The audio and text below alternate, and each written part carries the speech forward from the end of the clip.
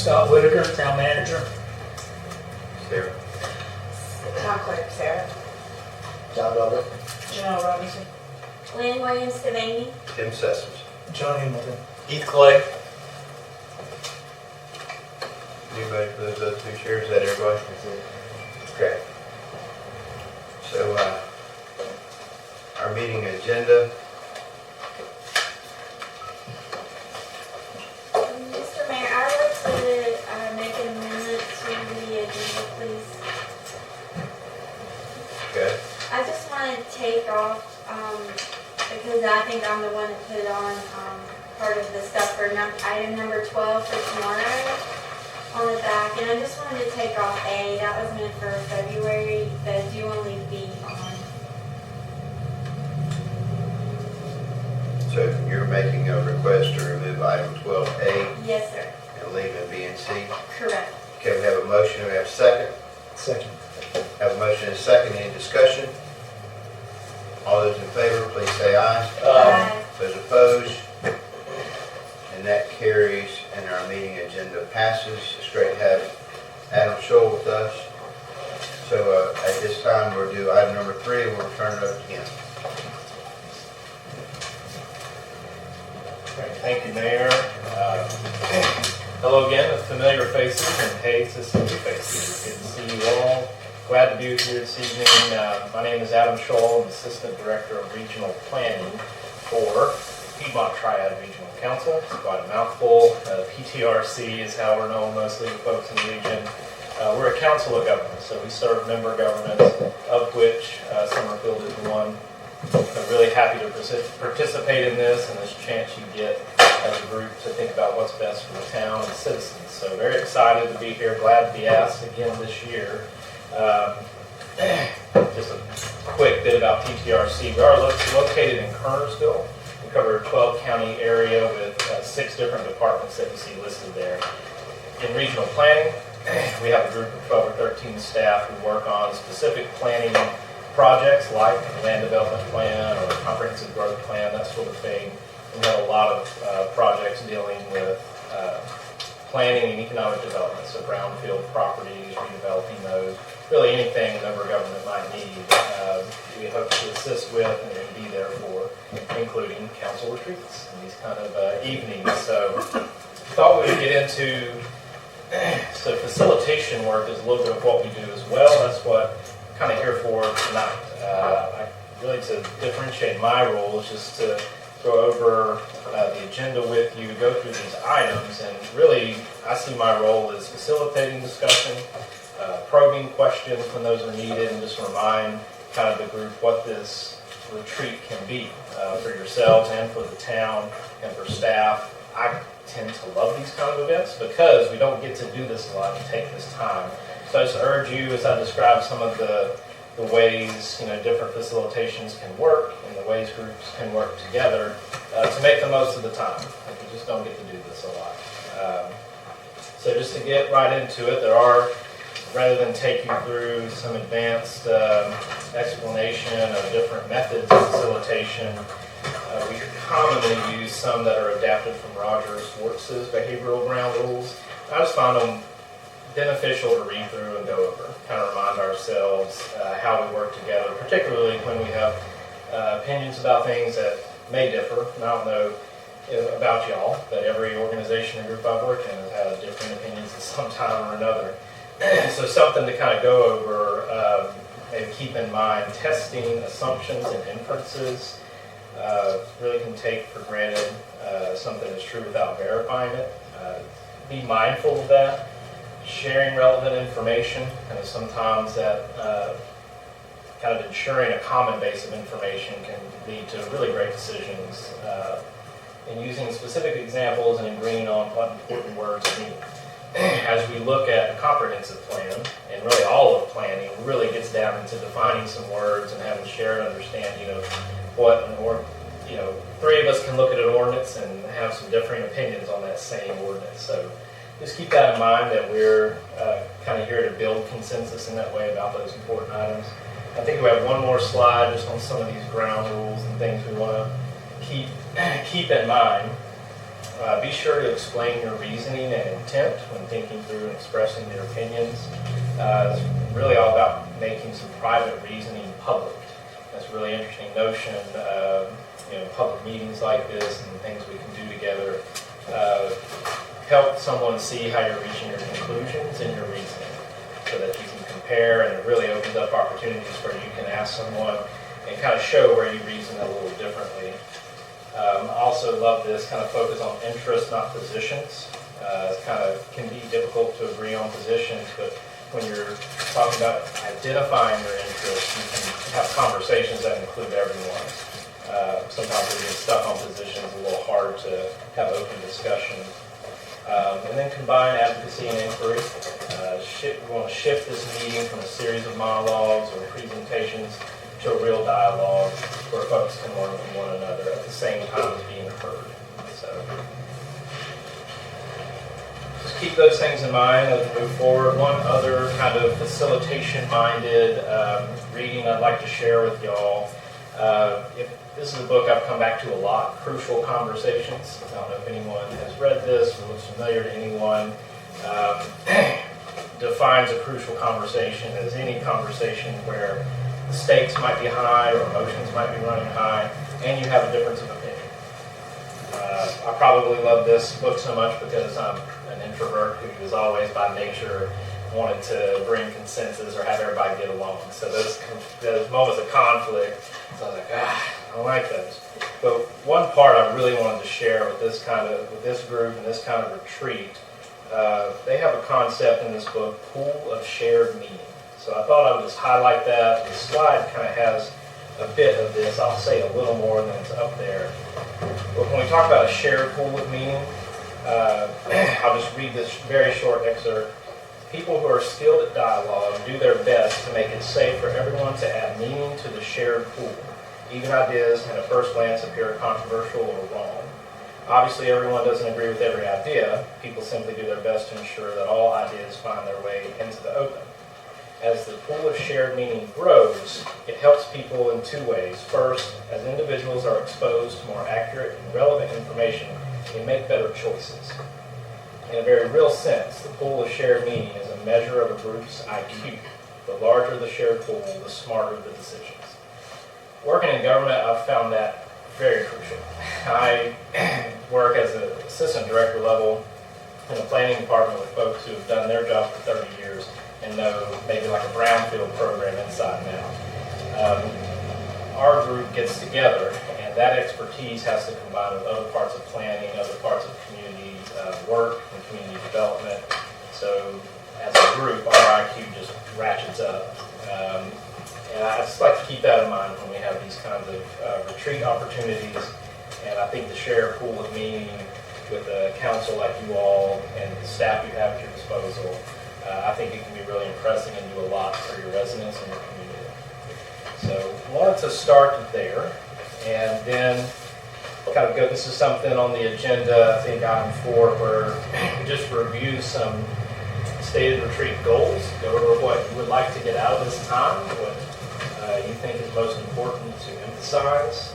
So I was hoping we could just, if Scott and if the group is amenable to this, just kind of go around and maybe talk about what those might be for yourselves as we go through this evening and tomorrow. What you're hoping to get out of this time, what you think is most important to walk away with. Mayor gets a start. Whomever wants to start. Just,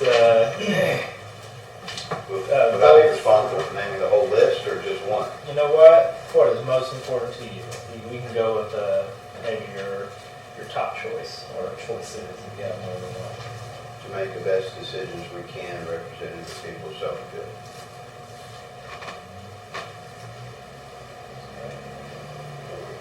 Just go around the table, however you all like.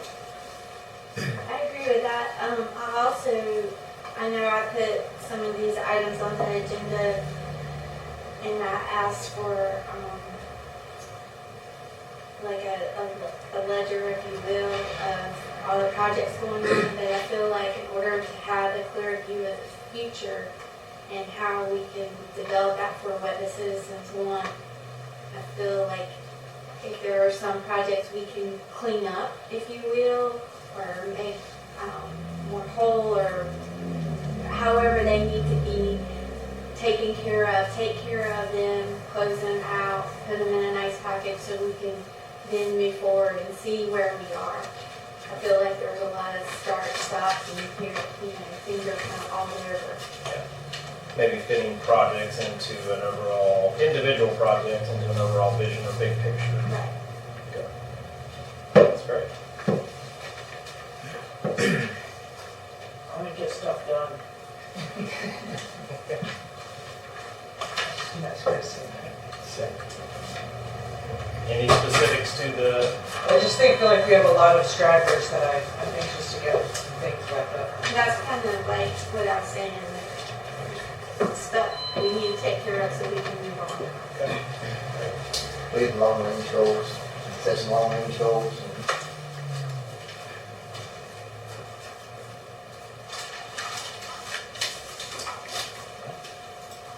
Make sure we have open and honest dialogue about our decisions, explain the intent behind why we vote the way we vote. it's really important. All right. One more.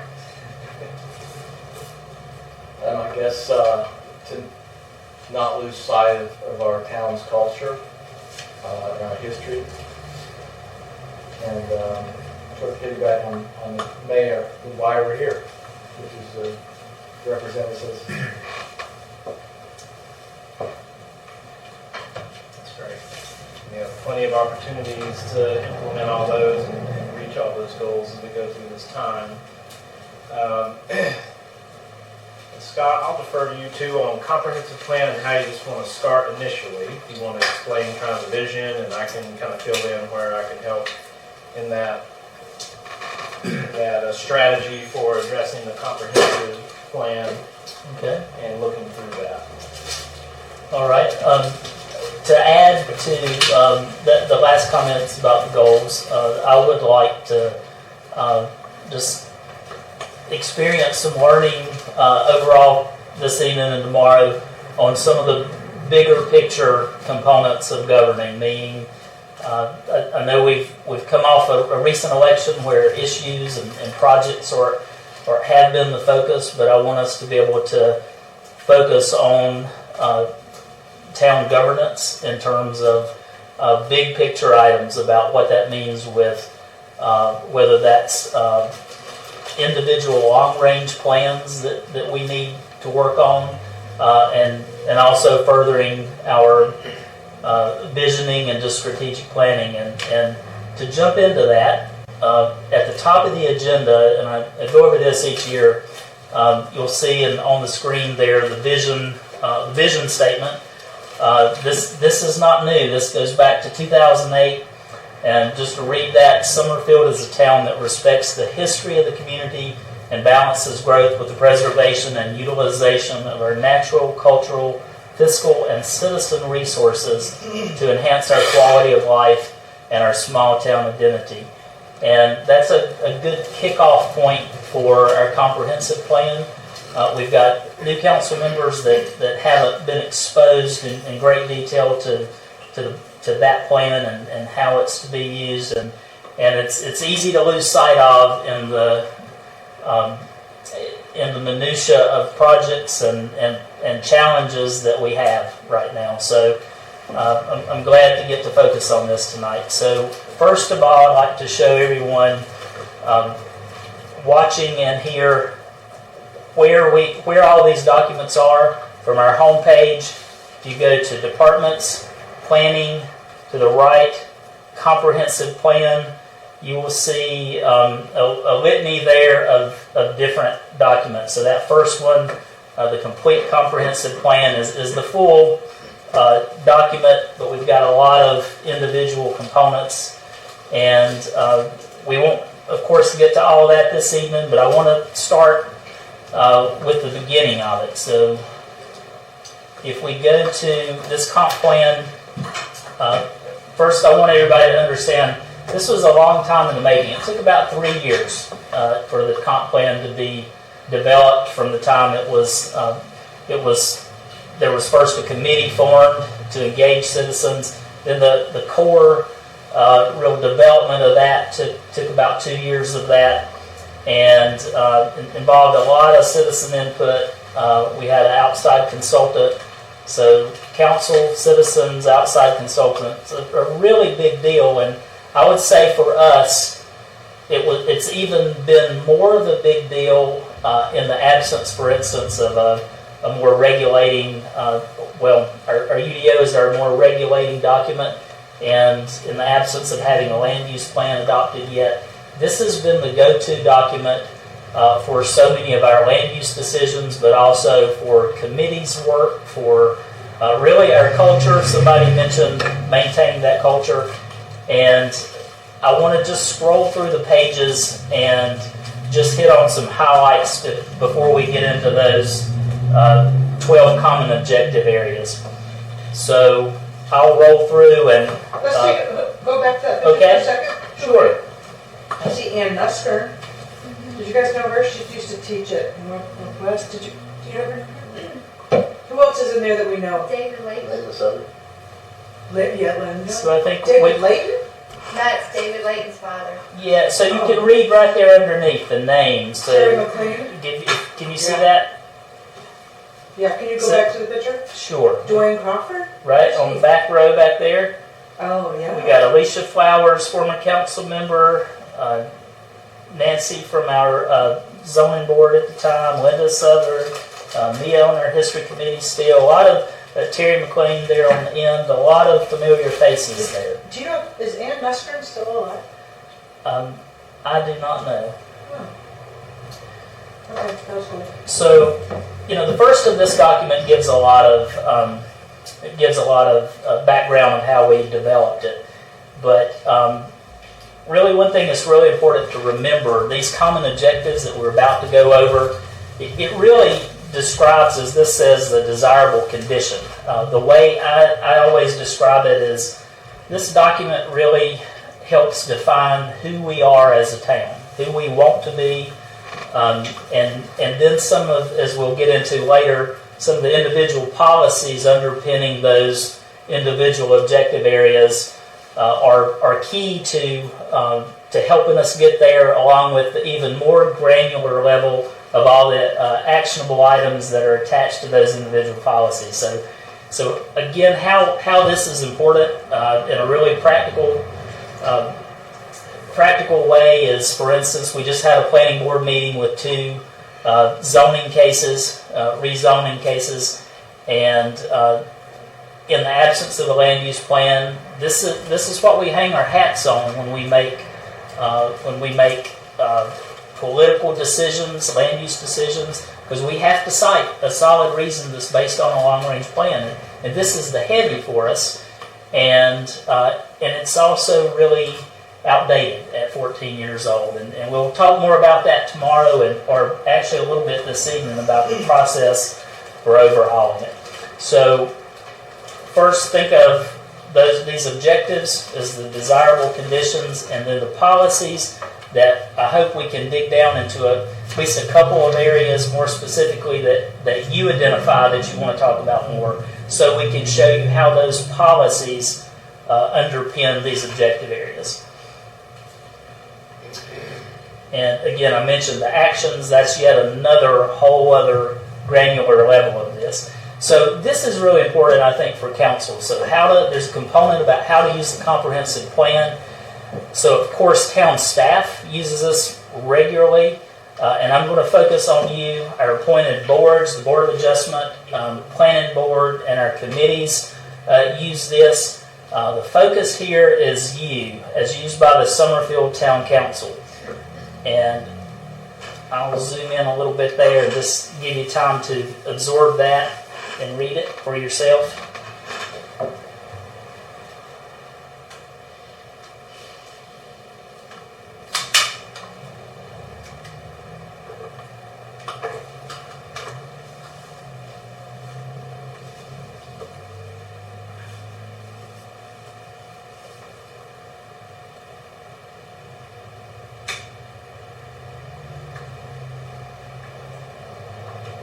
And is there anything you want to ask while we've got Adam's expertise here, or before we go a little further?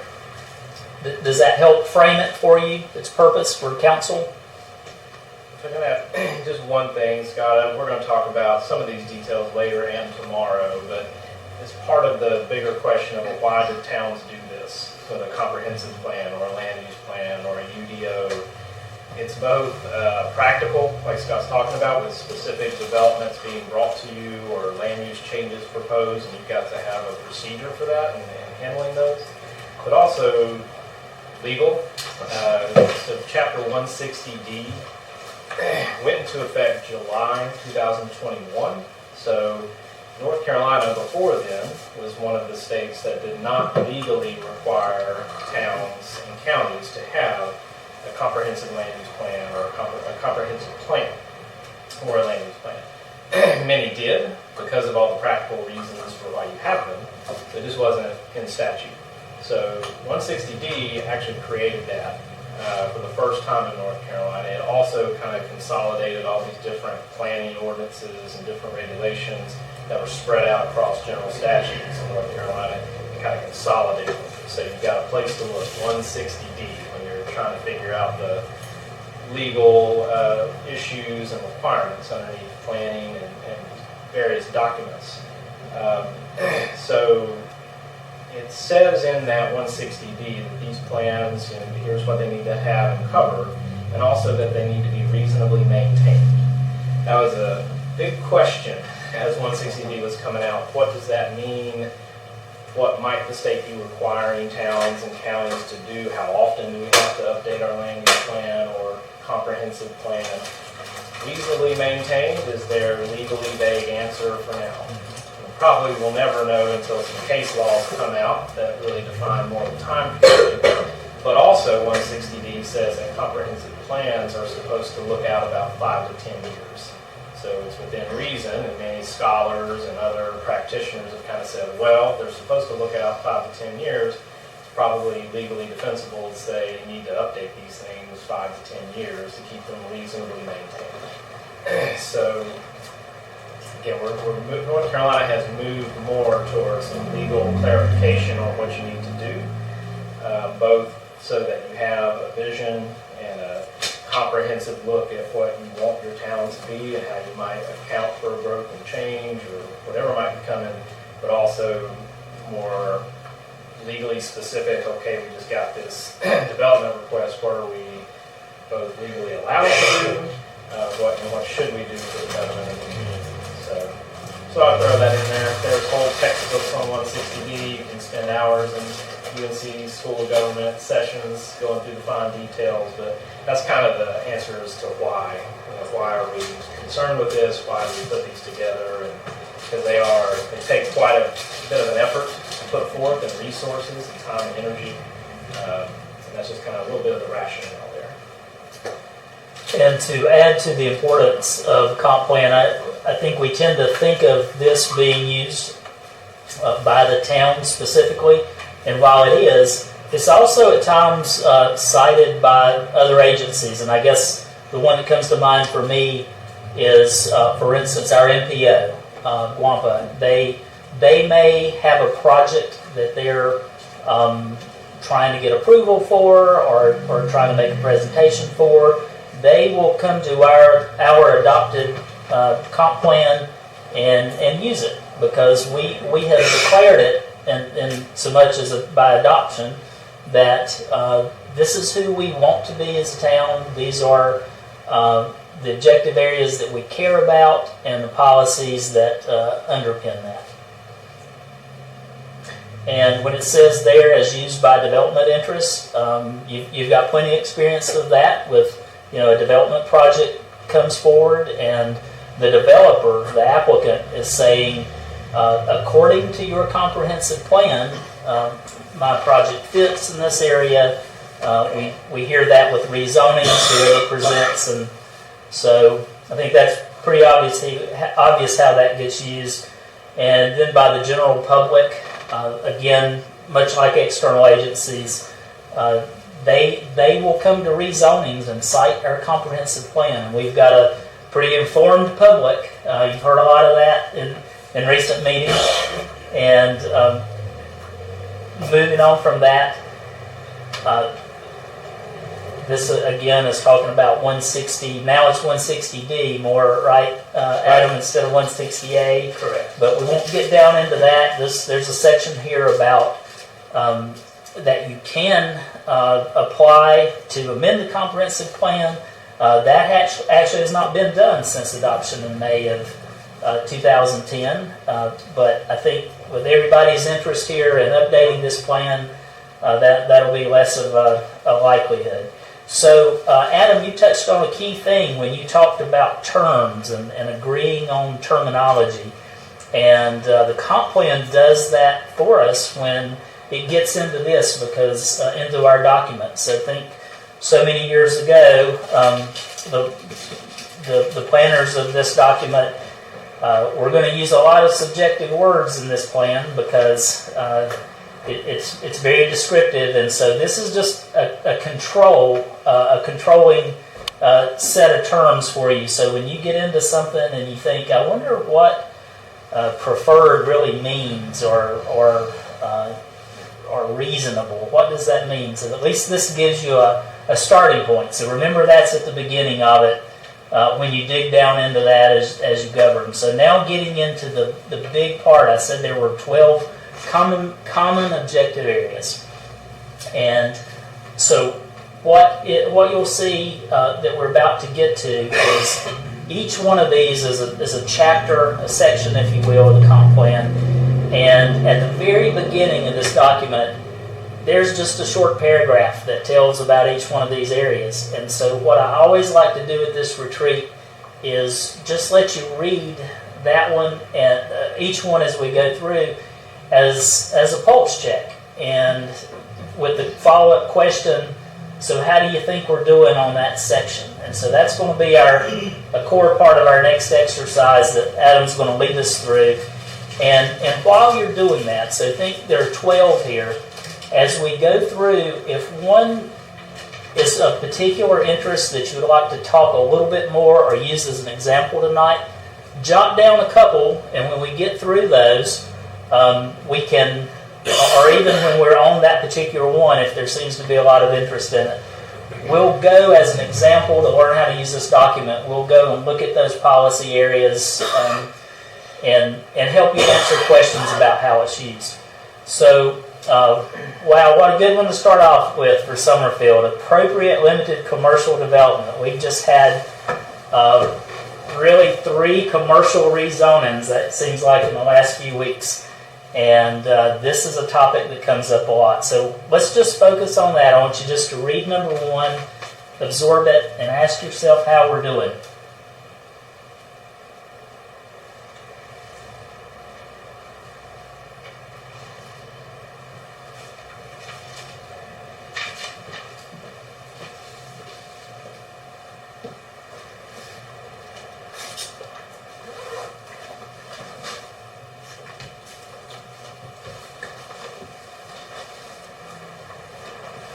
So let's give Adam some feedback how we're doing. How you think we're doing? You're the citizens and governing body. Well, my first opinion would be, isn't compliment spelled wrong? Isn't it I? No, not unless this paragraph was actually coming up to commercial development and saying, "Oh, you look really nice today."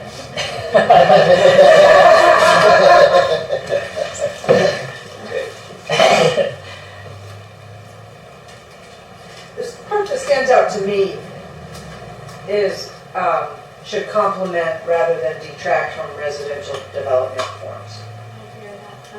Yeah, I concur. I think that the commercial developments should be located and not detract from residential forms. That's what we're hearing from the citizens a lot when rezoning requests come up is the surrounding community not aligned with the location of that commercial potential rezone.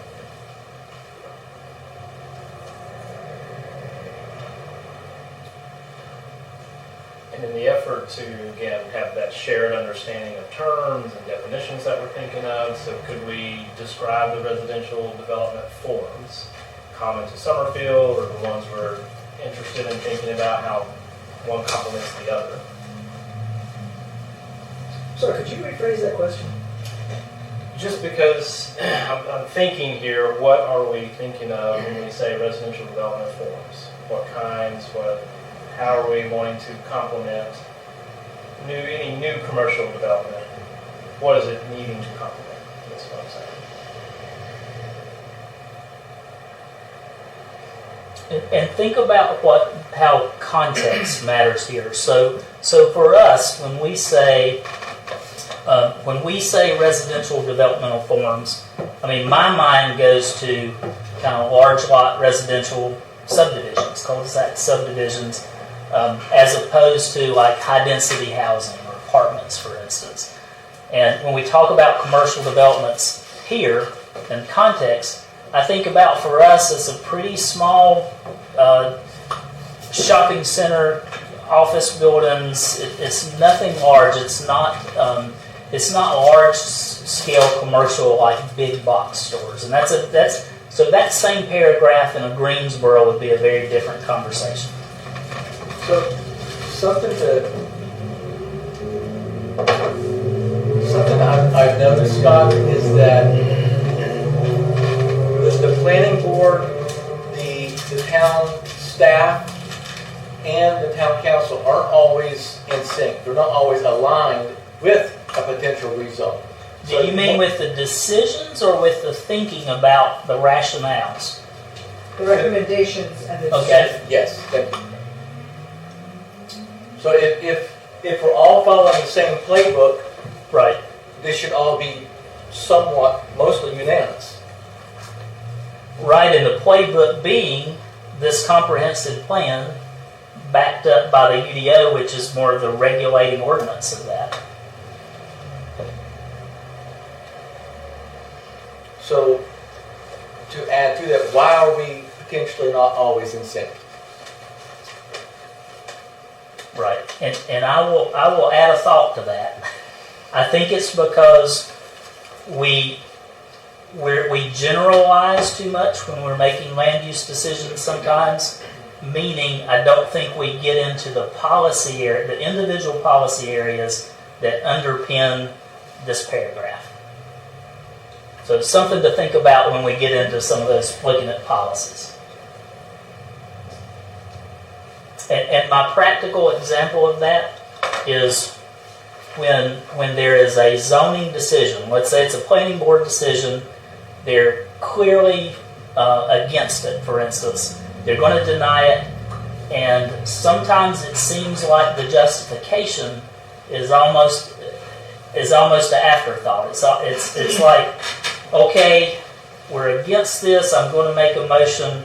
Let me see what fits the decision I've already made in my head instead of clearly having a specific policy or 5 policies in that area that really solidify that decision. Does that make sense? That's exactly why I wanted planning training, so we always knew what exactly, when staff makes their recommendation, when the planning board makes their recommendation, and when we make our decision, what each of those 3 people or groups of people are making their decision based on, because maybe we're making them based on different things. Maybe we're supposed to be, like, we're supposed to take into account citizens' opinions, and maybe the planning board isn't supposed to take that, or maybe they are.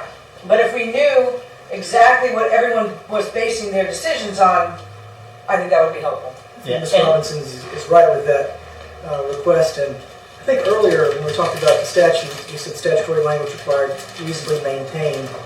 And I think that you used the language at one point, possibly overhauling the plan. And of course, those don't necessarily mean the same thing, to maintain something and to overhaul it. Right.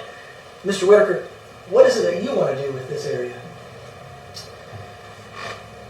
That might be the easiest way to cut the Gordian knot. I think that's a community's decision. Let's fast forward a year and say we've been through a process that's had a lot of community engagement to have a major update to their comprehensive plan. Well, that's going to likely create some changes in the policies that underpin this particular objective area.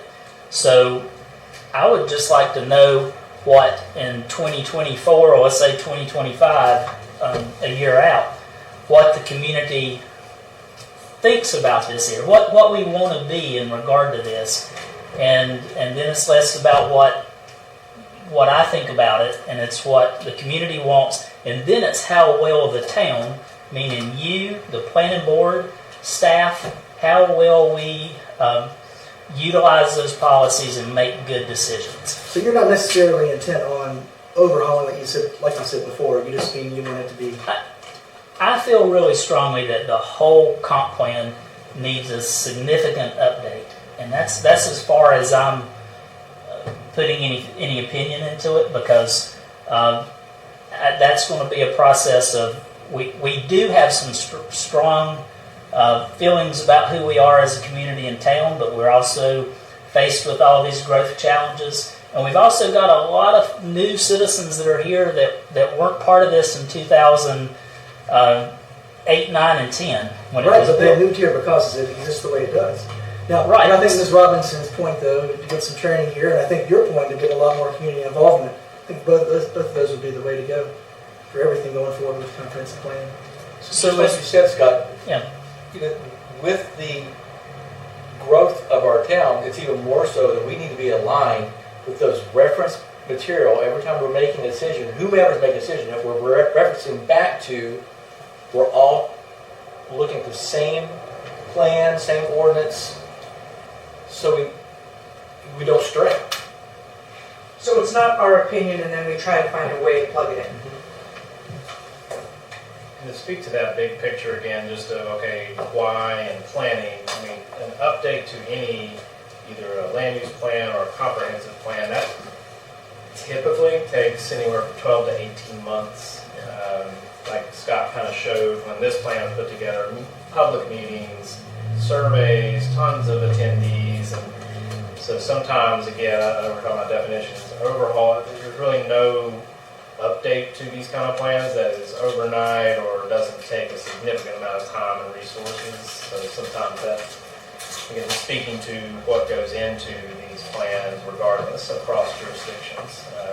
Any jurisdiction looking to update or reasonably maintain some of these documents is quite a process. And I say that as somewhat new to planning. I've had years in it, but until you kind of participate in that process, it's hard to imagine some of what all goes into it at times.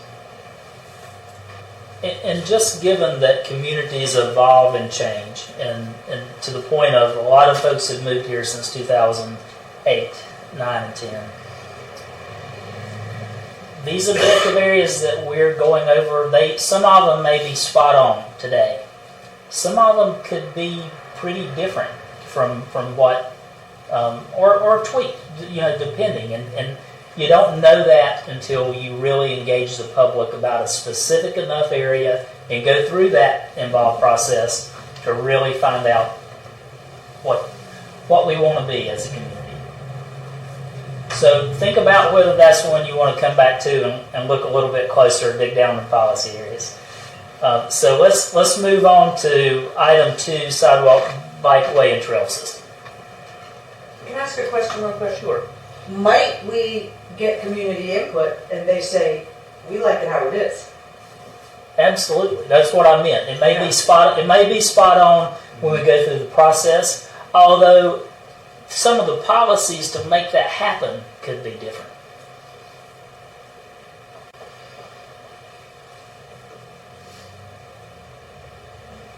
Mr. Mayor, can I ask what your thoughts are? To what specifically? What we're talking about, the development of, I'm sorry, could you go back to the first one? That one right there, the appropriate limit of commercial development. How do you feel like we're doing? Well, I mean, there's no question that the comprehensive plan needs to be redone. 14 years old. But at the same time, you have to balance that with what decisions are going to be made on Summerfield's behalf that Summerfield's not making. And so, process to go. But I think the question is when is appropriate to engage on it with the things that are looming. If the things that were looming were done, then it's definitely time to engage on it. To engage on it now, when things outside our control could happen in the future, I'm not sure it's the best use of our time and resources I think that makes sense. until the war is over. That's my feeling.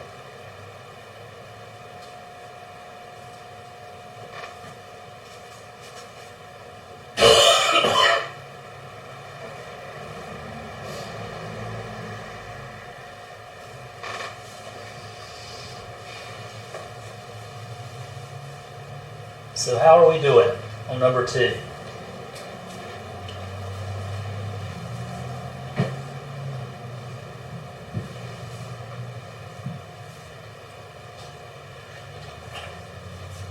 Well, we now get to start our trails because of our grant. We can start spending money and doing that. So that's a check. The horseback riding trails, that's the Bandera Park, so that gives us a check. I think as far as the street part of it, we don't own or maintain our own streets, so that's the DOT. I think some of the newer neighborhoods, they're putting the sidewalks in and that type of thing. Not all, but some. I would like to see us ask when DOT starts repaving or building new roads or whatever, that we ask that they widen them or somehow make bikeways, especially on some strategic roads around here. For example, when they did Strawberry Road, they weren't gonna even give that little extra 2 foot on either side of the white stripe, or 1.5 foot, whatever it is.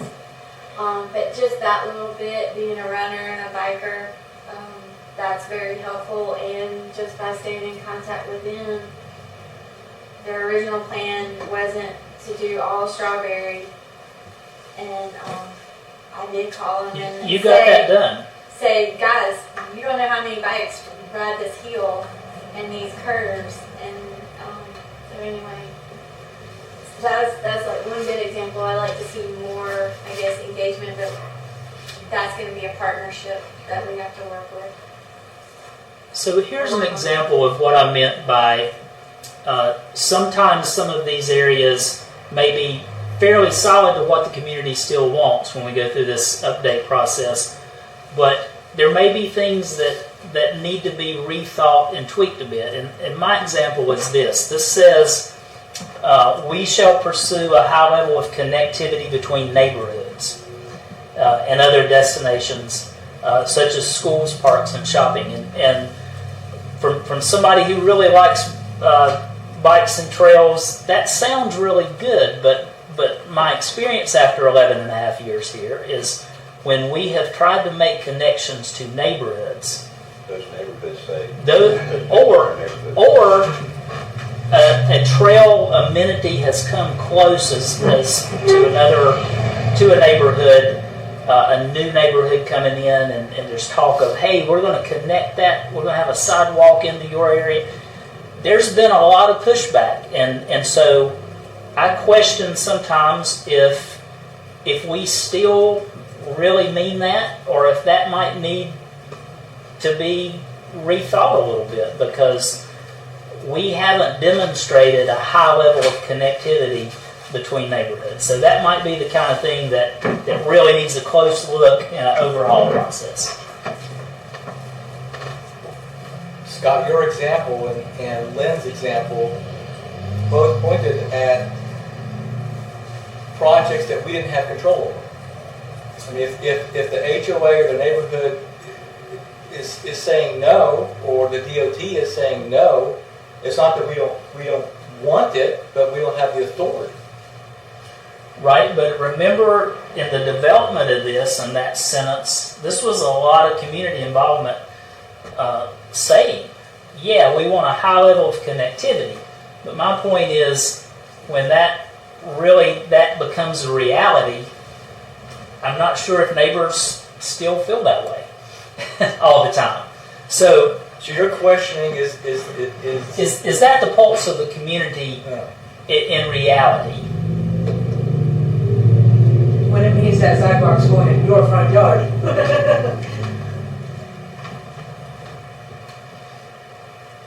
So, but overall, do you feel like we're doing pretty well on that?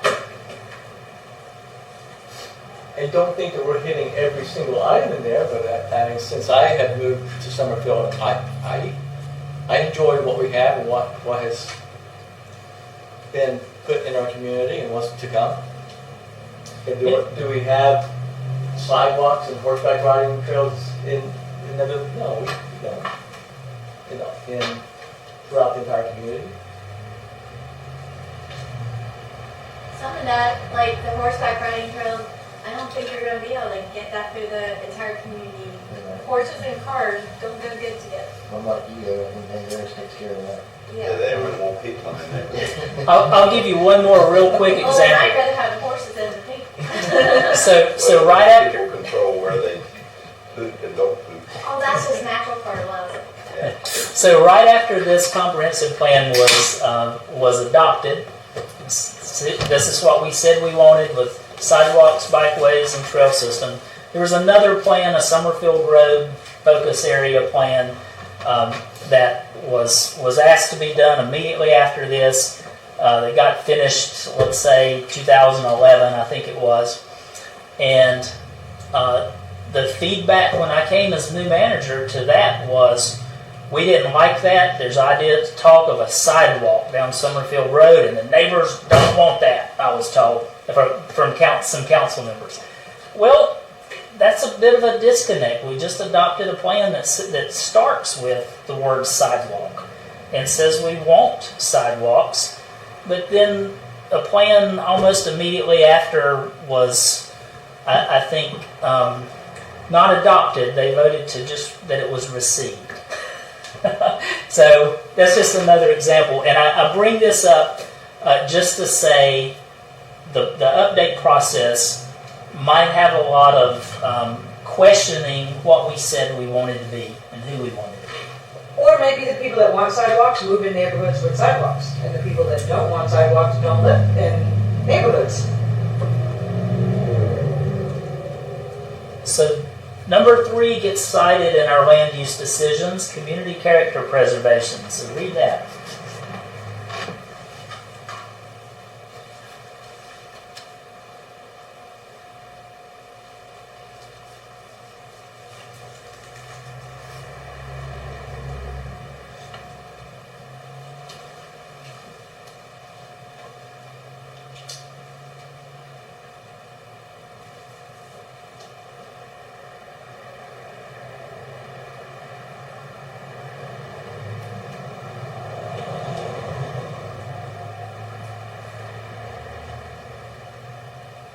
How are we doing? I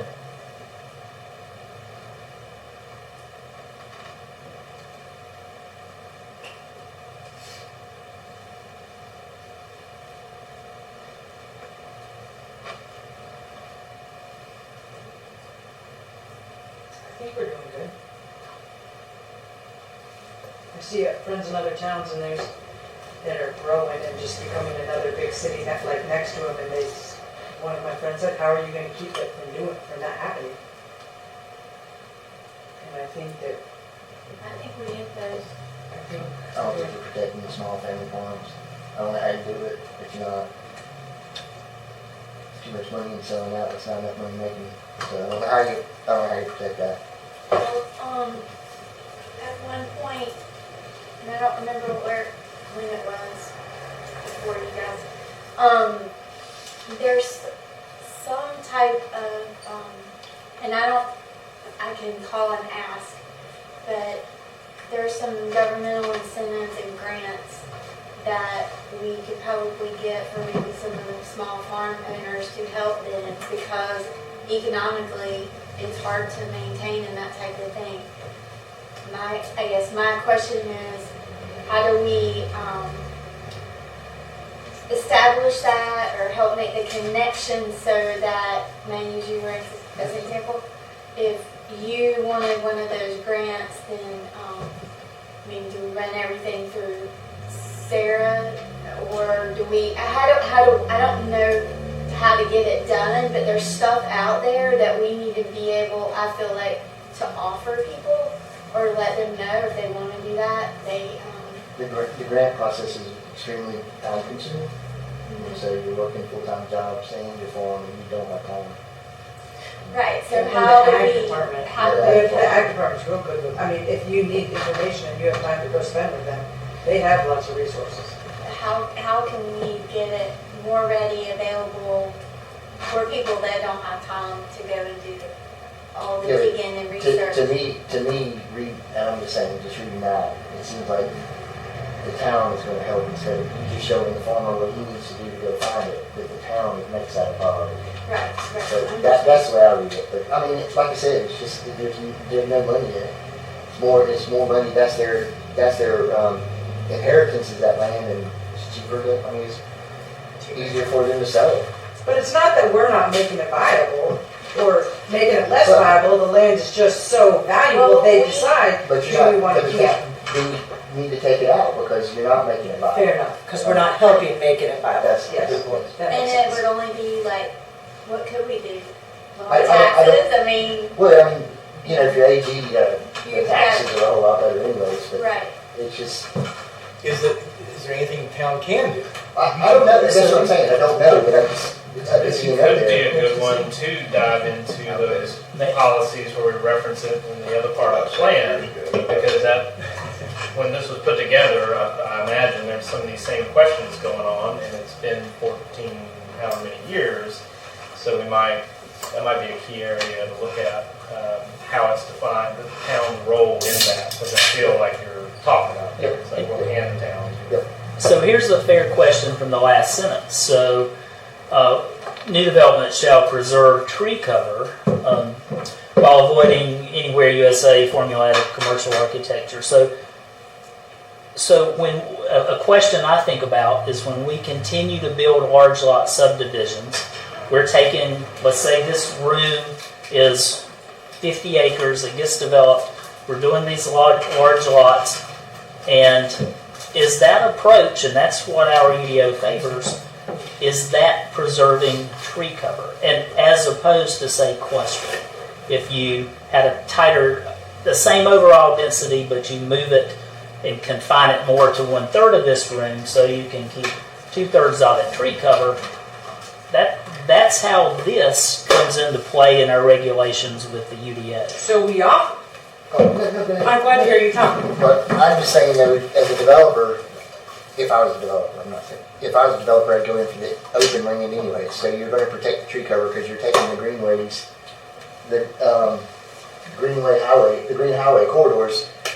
That's the easiest land to develop. The flattest land, the open land, that's where you're going to put the houses. So where's the trade-off? I mean, you are saving the tree cover, I feel. And by offering a density bonus, we are trying to help with that. I mean, not density bonus, is that what it, the open space, if they cluster it, then we give them bonus, so I think that does address that.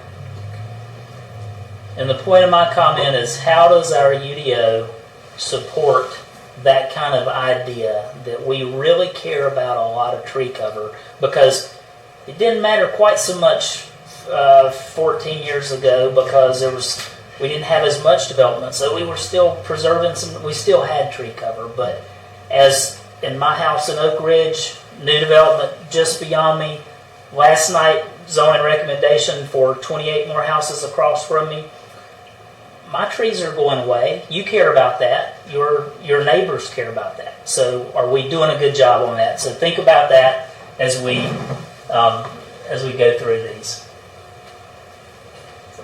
Number 4, transportation improvements.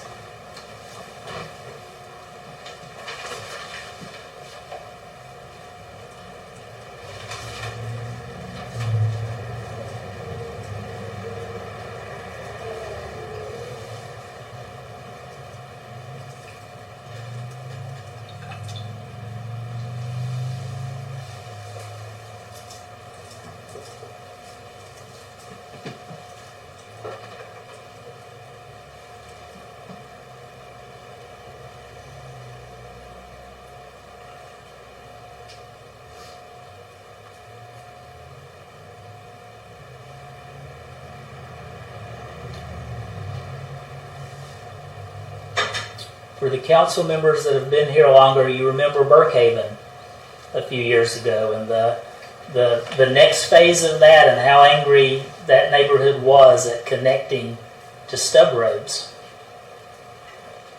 This says we'll connect. This says we want interconnectivity for streets.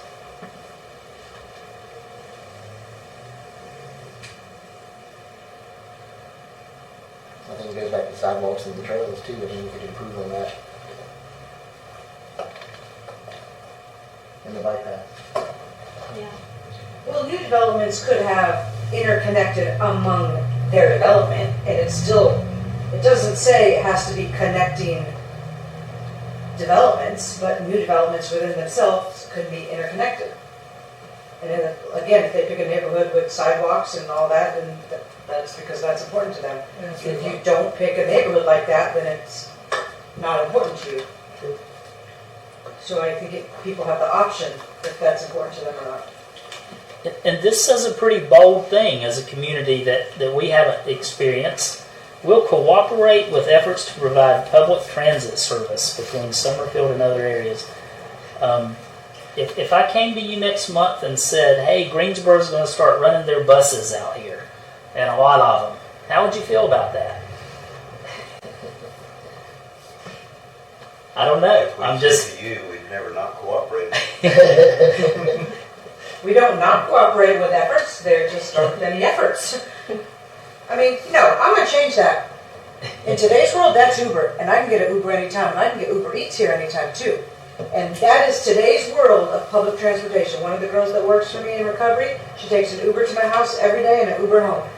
That is today's public transportation. So I might actually say, we do that last one now. So y'all think we're doing pretty good on this section then? I mean, if you need public transportation, you can get in Summerfield now.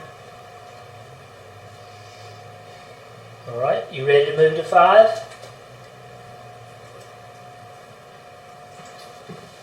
Water supply and sewage treatment options.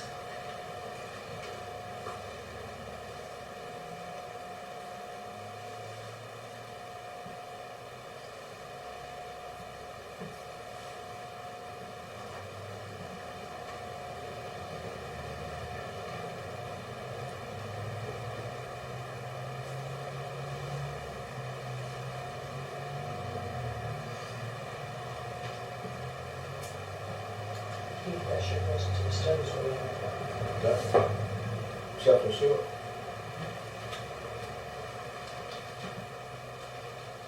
How are we doing?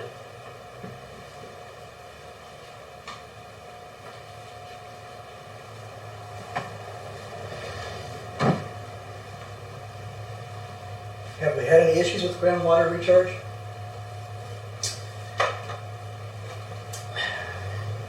We've certainly had issues with neighborhoods complaining that they don't have water at key times, at peak times. And the thing that comes to mind for there is we're a privileged neighborhood with a lot of sprinkler systems. We're not sprinkling our yards with gray water. We're sprinkling our yards with potable drinking water.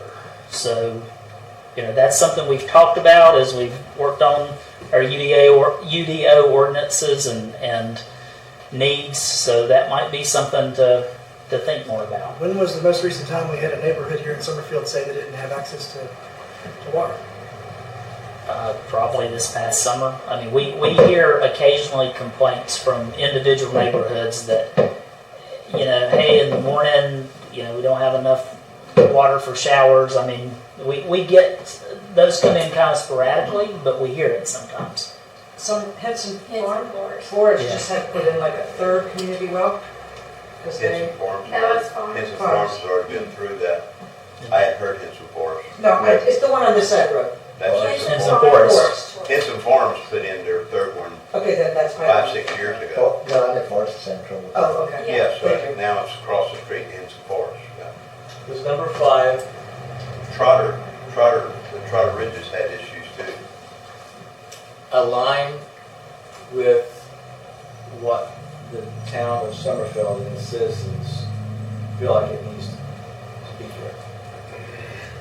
Say that one more time. Does number 5 align with what the citizens are asking for and what they need? Are they saying we need potable water and sewage?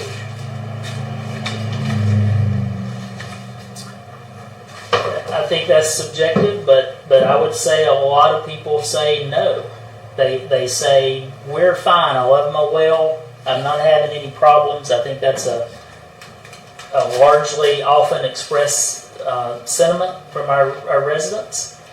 I think the question that goes along with that in my mind is, yes, but we're growing, and we don't know exactly what's in our aquifer.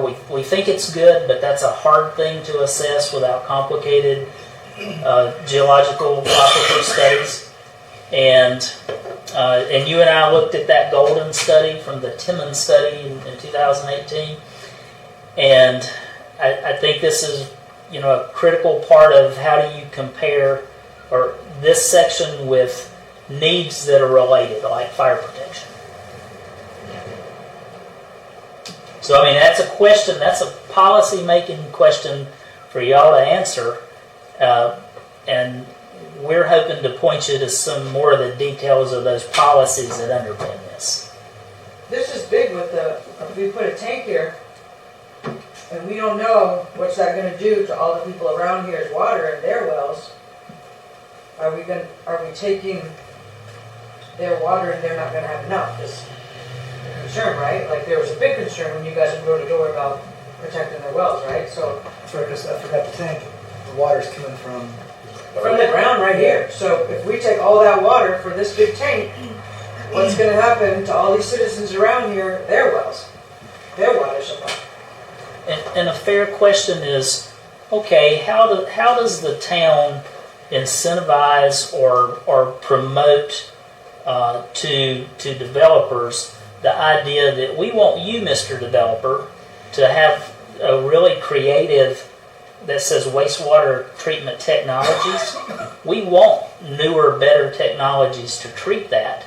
And you may think because we don't want to have to do a potable water supply anytime soon and have to treat more.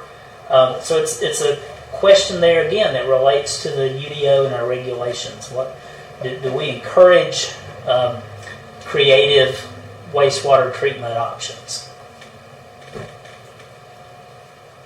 If you're asking for a pulse check on this, I would say this has been a topic that's been on the town's radar for a very long time.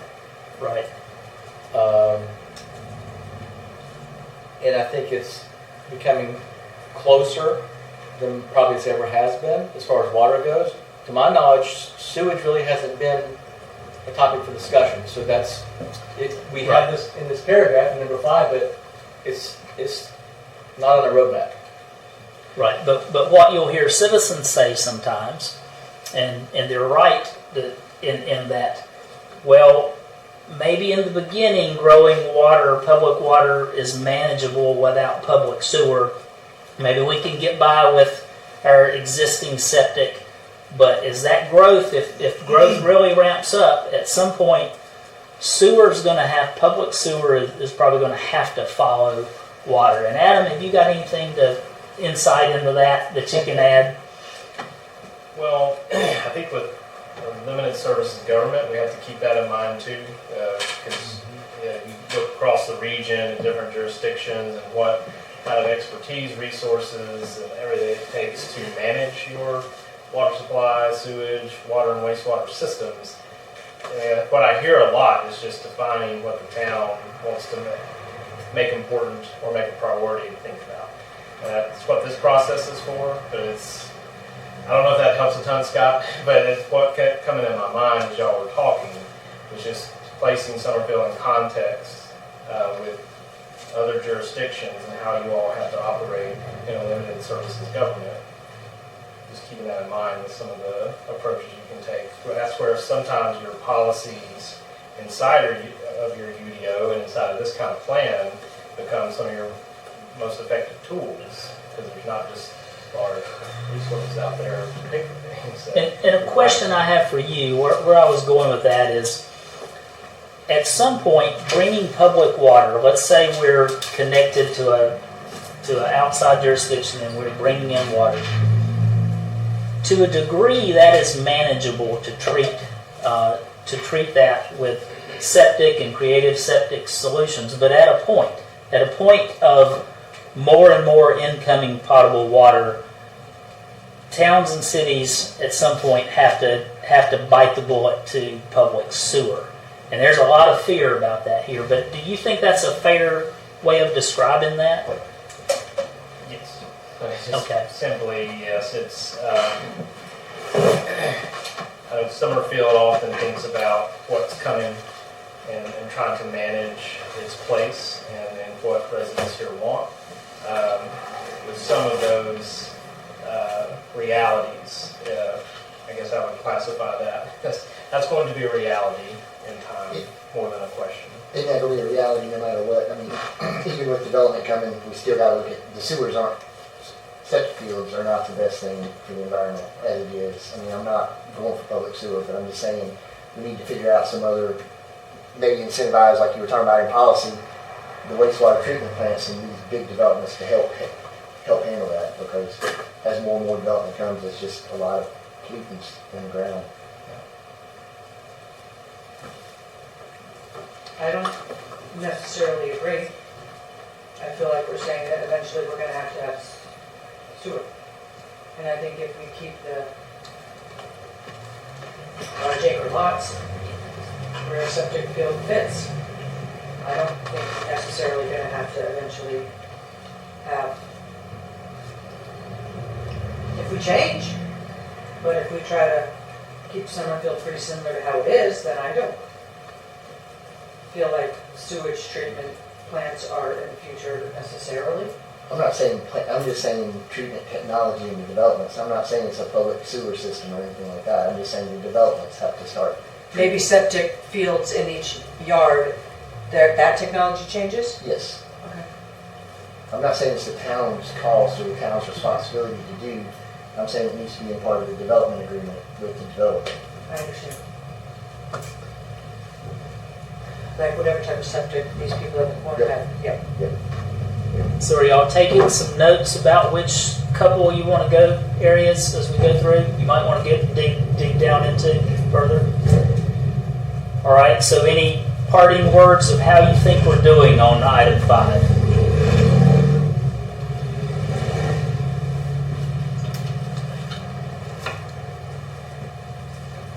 All right, moving to 6, appropriate housing and residential development.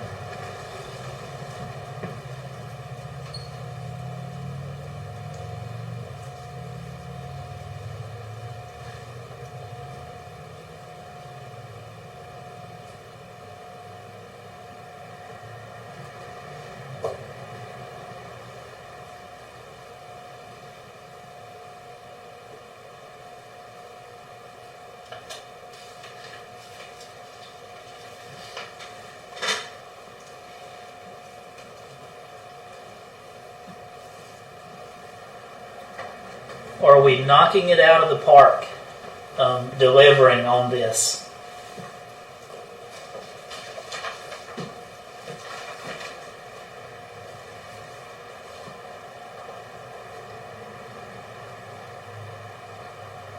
I think we can do better. I think we're knocking out of the park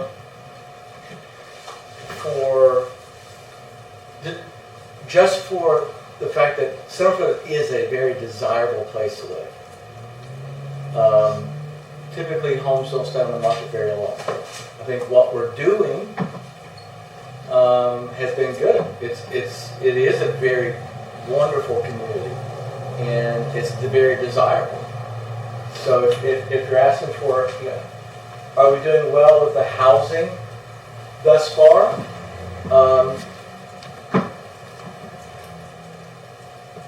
I think the real estate and the community is showing that this is what we're doing is good. And the market is driving the cost, and what the people want in the houses. When they're moving from up north down here, they're wanting a bigger house. They're wanting their own lot. They're wanting their kids in their own backyard, and they want to spread out. And their $800,000 or whatever, that gives them a whole lot more house than what it did up north. And that's what they're wanting, and that's what they're buying, and that's what they want to build.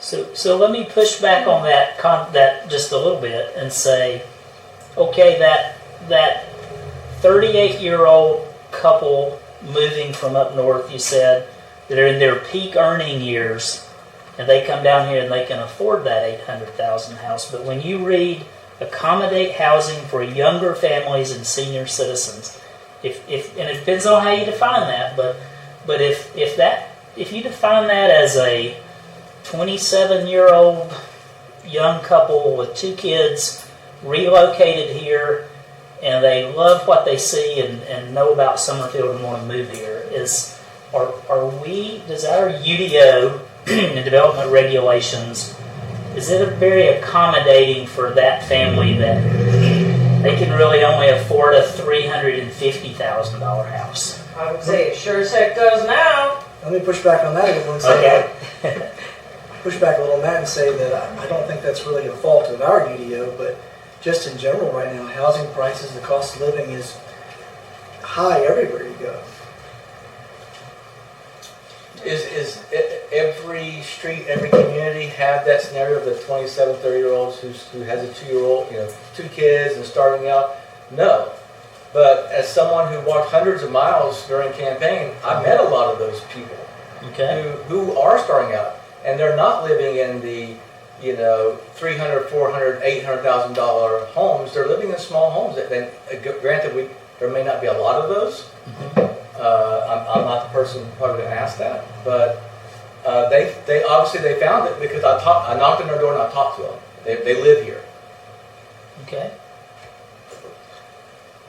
Sometimes I think we overlook some of our smaller homes that we do have here. There's not a lot of inventory, but there's a lot. There's a lot around me. You would be shocked And if you just drive around, if you walk around. And there are options in the UDO for smaller things, but developers have not chosen to do it, and that's not Because they us. can still get Exactly. the price for the big one. So are there options? Have there been options for, Yes. since the UDO was adopted? Yes. Have any developers chose to do it? No. So we're doing pretty good on that area We're overall, you offering it. think? I think we're offering it. Well, Okay. I could talk about the duplexes that were up there, right past Wilson Farms. I forget exactly how much they are. I thought they were 5 and up. Okay, I was gonna say 4 and up, but I don't know for sure. They're 4 and up. But they sold like hotcakes. Okay. It may be worth highlighting too, it always stands out to me in any comprehensive plan where there's kind of a common thread. I know Scott's talked about the connected neighborhoods and the network of greenway trails, just highlighting again, this was something at least 14 years ago, if that's the right amount of years, when this was put together, mentioned in multiple priority areas. So worth considering and maybe worth seeing in those policies that are behind each one of these. Is something either not working or it's just For which part? The walkable? I was thinking of those walkable, bikeable neighborhoods and then the connecting neighborhoods piece that was just discussed earlier since that was brought up. Always kind of pings my radar when it's just in multiple spots and it was a discussion of was that happening or why or why not. All right. Are y'all ready for 7? Parks and Rec improvements.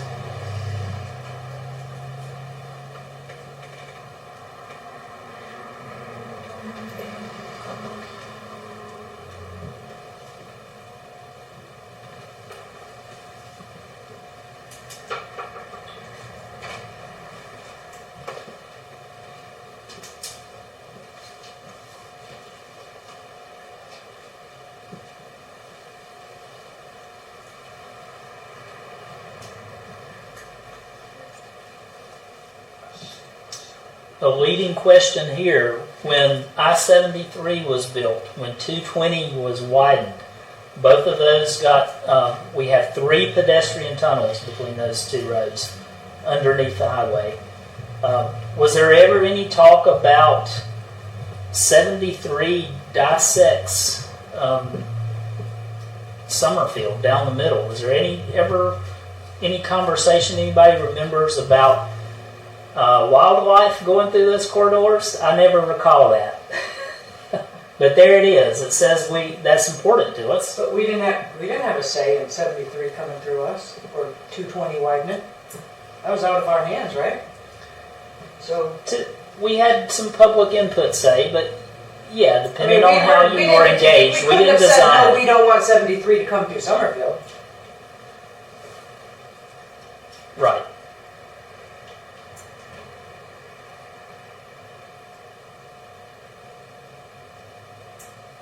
And that's not the core focus, of course, of this. It was just an interesting kind of thing where this isn't a summary statement of that objective area, and it mentions wildlife corridors. Well, they're all over Strawberry Road. That is your corridor. Are smaller parks being in the developments? I'm not seeing that very much in the subdivision plans and site plans. I think most developers seem to be trying to make the most financially out of that lot and their large lot subdivision kind of development approach. You know, I moved here in 2009, and since I've been here, we have an athletic park. Mm-hmm. We've made some improvements to the park there by the school. Mm-hmm. We're talking about Bandera. We've had more hiking trails Mm-hmm. in the community. I'd give us high marks for this. And the tunnels The- too. And the connect. dogs too. Paul Park, Dog Paul Park Park. last year, and when we talk about larger parks and advanced planning and development, that's your Bandera. And did you know, I learned this from someone that ran, I can't remember her name, that's on the planning board now. This is actually a park right here, right? That's one of our It is parks. What's it called? Winfrey Park. Right here where the little, not gazebo, but where's Pergola. pergola is, that's actually officially like one of our parks.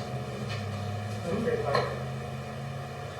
So are we doing pretty well in this area? You'll hear more about Parks and Rec tomorrow from our Parks Director.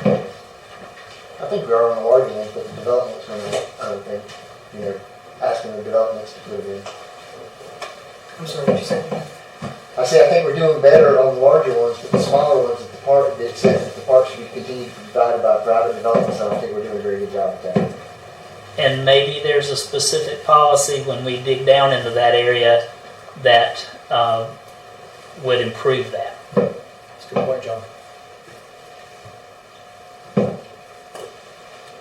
All right, this is in the eye of the beholder, attractive community appearance.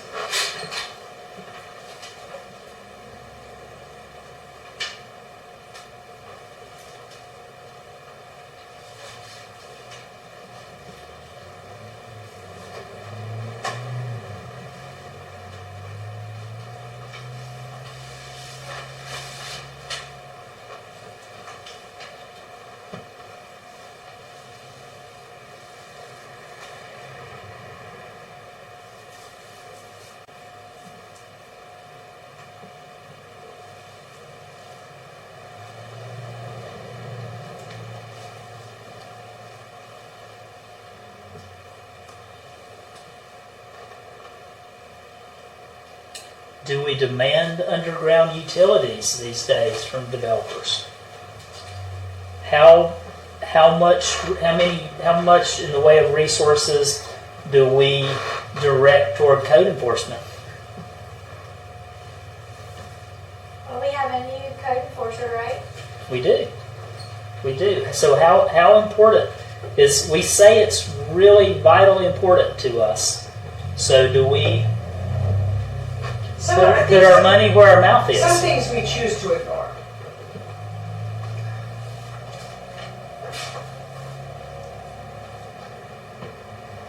Why?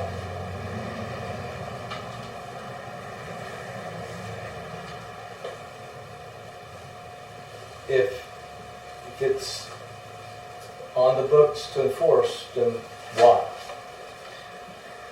Since we've had the new code enforcer, Mm-hmm. what is, tell me a little bit about that, how things have been going. A couple of days ago, there's a couple of three problem properties on a street called Shoreline Drive.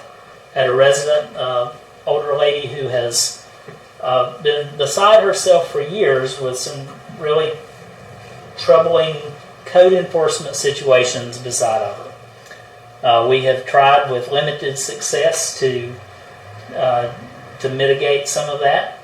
He came to me and said, I have finally made, we'll call her Citizen A, happy. We have resolved this situation, 2 of the 3 in her neighborhood, 2 right around her. So a really good outcome, but it's a lot more than having a code enforcement officer. So we talked about this actually at last year's retreat that a couple of you missed, and it was what's so challenging about some of the code enforcement situations is there's no cheap remedy.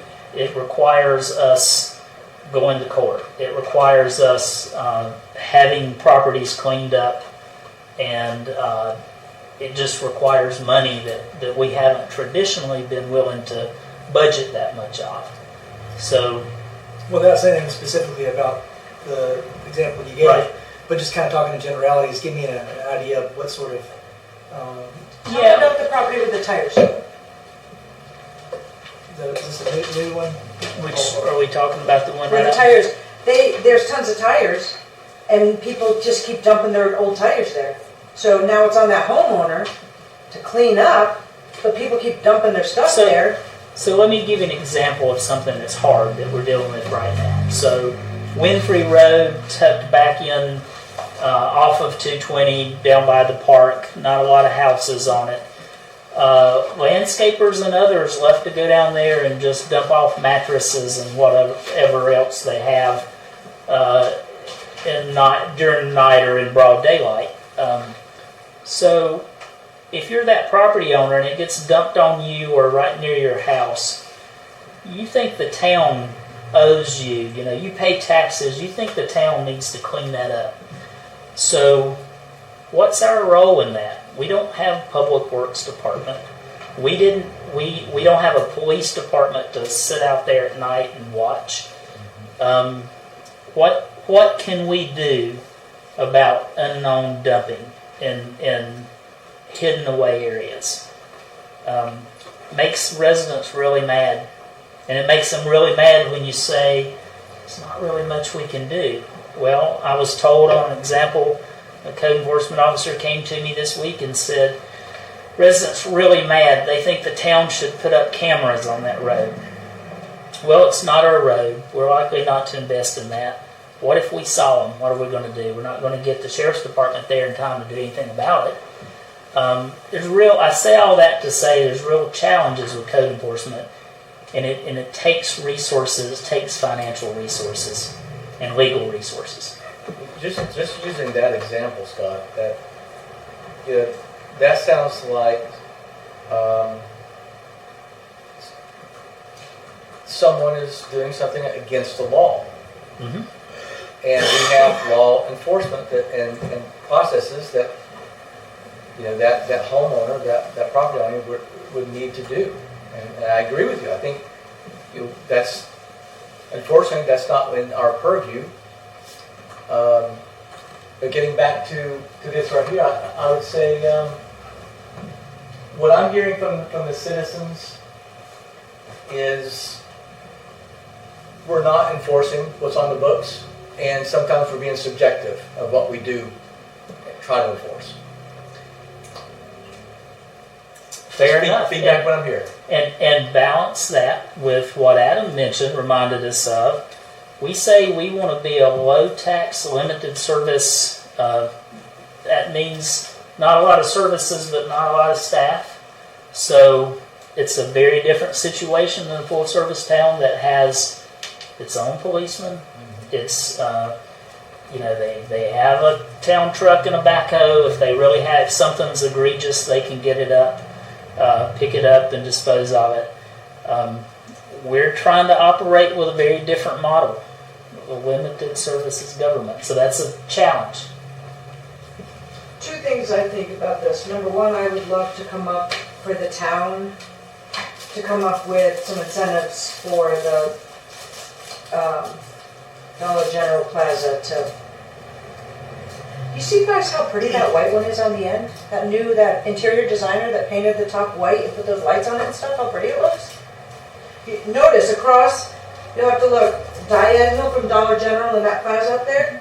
Some interior designers moved in and they painted it white up front and put in some farm lights, and it looks really good. Like, I drove by there just to see what is this business that actually made part of this plaza look good. But I would be interested in some incentives for them to make that one look bad, because I think that's one of our biggest eyesores, that plaza in the town. And then the second thing is, I can't remember, I'll come back to it. Nobody's mentioned scenic corridor. This is a look at that. That's the first thing I wrote down. Okay, yeah, you do care about that. You've been talking about it a lot as a council, and that's still on our planning board's agenda to make more progress on. So, are me and Adam hearing that you think we have mixed results on how we're doing on this one? Okay. I would like to ask one more question. How many complaints do you get, like, per week or per month? I don't care how you break it down. For anything. Code violations. Just- Violation. Oh, it may only be one or a couple, or might be none. We accept them anonymously, which sometimes makes it hard, frustrates residents. There's a policy matter for you. We accept complaints anonymously through a form on our website, and that's really good from the standpoint of, some people just don't want to be known that they're complaining about their neighbor. We understand that, but makes it really hard when there's some really good reason that we can't address that need. Maybe it's tied up in an estate, that property. We can't fix it. And when it's anonymous, we can't go back to that anonymous person and say, hey, I'm sorry, that property's tied up in an estate that we can't do anything about. And then that may be the very person that comes to you and says, town doesn't do anything about these problems. So, what to think about. I can add to that, because I just had a public records request come through the planning department yesterday, and when he filled it, they're under zoning complaints for 2023. I just counted 18. But there's also there's 18 public nuisance for 23 and zoning complaints 1, 2, 3, 4, 5, 6. I mean, without looking at the specifics of what it says, so a ballpark. Does it have to be complaint driven now that we have a full-time person? Can it be something that they kind of look out for on their own? Good question. So council has given us that directive in the past as limited services government. They have said, in essence, we don't want you planning department going out and looking for violations. Wait till they come to you, and that's been an overarching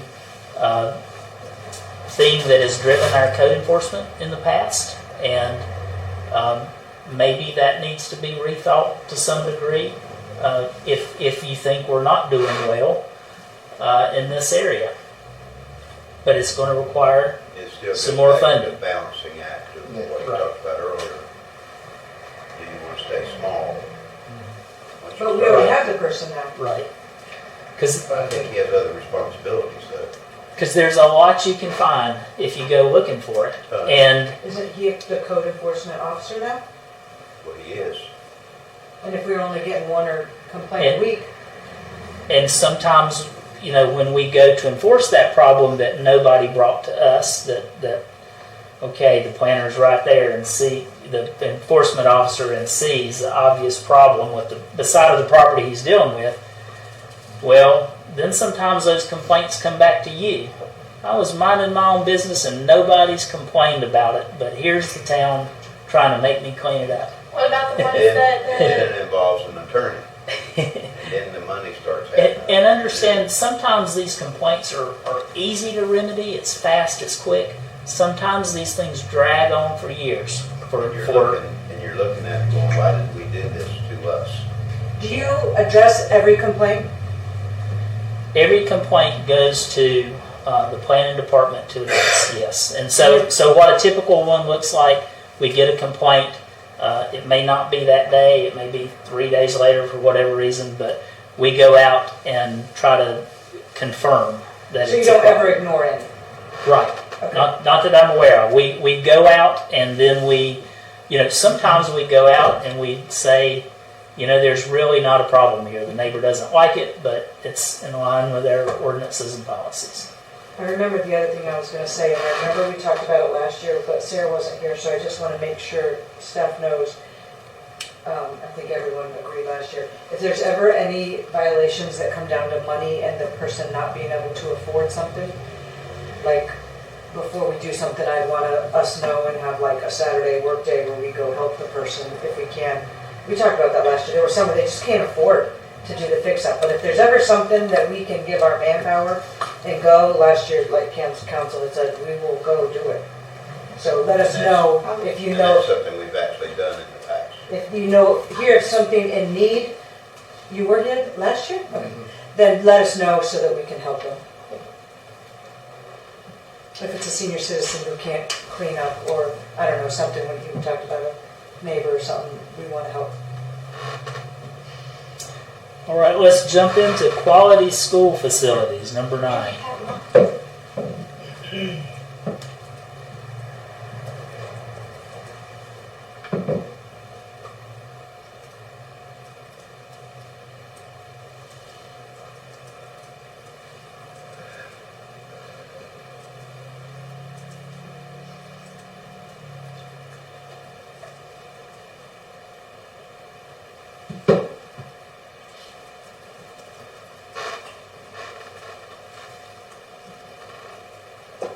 How well have our schools served as, or how well are they serving as true community centers? I'll give you an example. I drove by a really nice school facility coming to a meeting the other night, much nicer than the community center we were meeting at, and I thought, I wish we could sometimes have meetings like this retreat there where we had a little more room to spread out. But it's so hard to coordinate with that school or system to make that happen. It's so hard that we don't even try anymore. And so, not naming any names, but just giving you an example because this says that's important to us. And I'll give you one more thing to think about with this topic.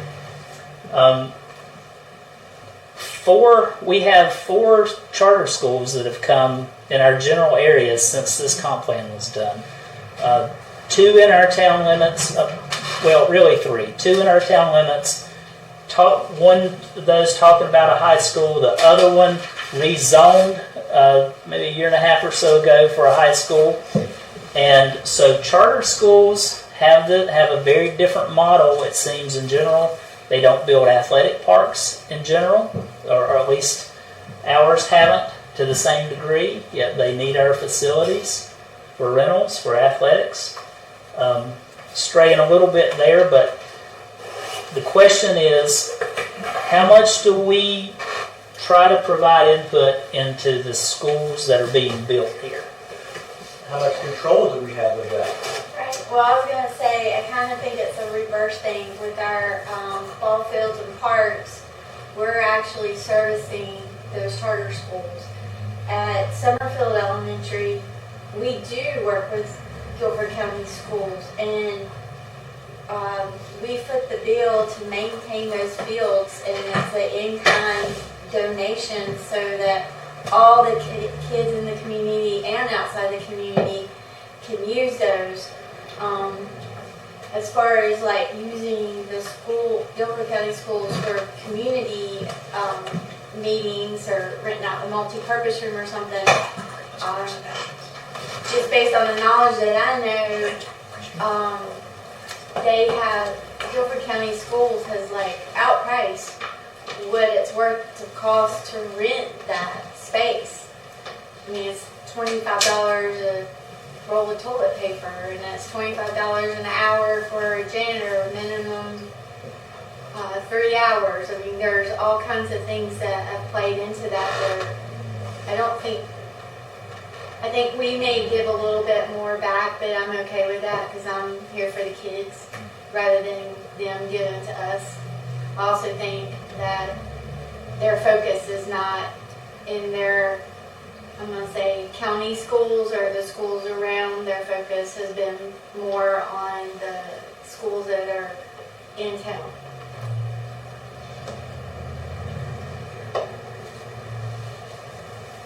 I think we do a pretty good job. People move here because of number 9. So I think we're doing great. They do, but let me throw this out. When Summerfield Charter Academy was built along US 220, basically across the road from our community park, for our athletic park, was very much part of those planning board related conversations and directly with that developer of that school down there. And there wasn't a lot of talk about how to connect it and how would you cost effectively to the park across 220. But that's a big deal. They're a big user, a renter of our athletic park, but they can't walk over there.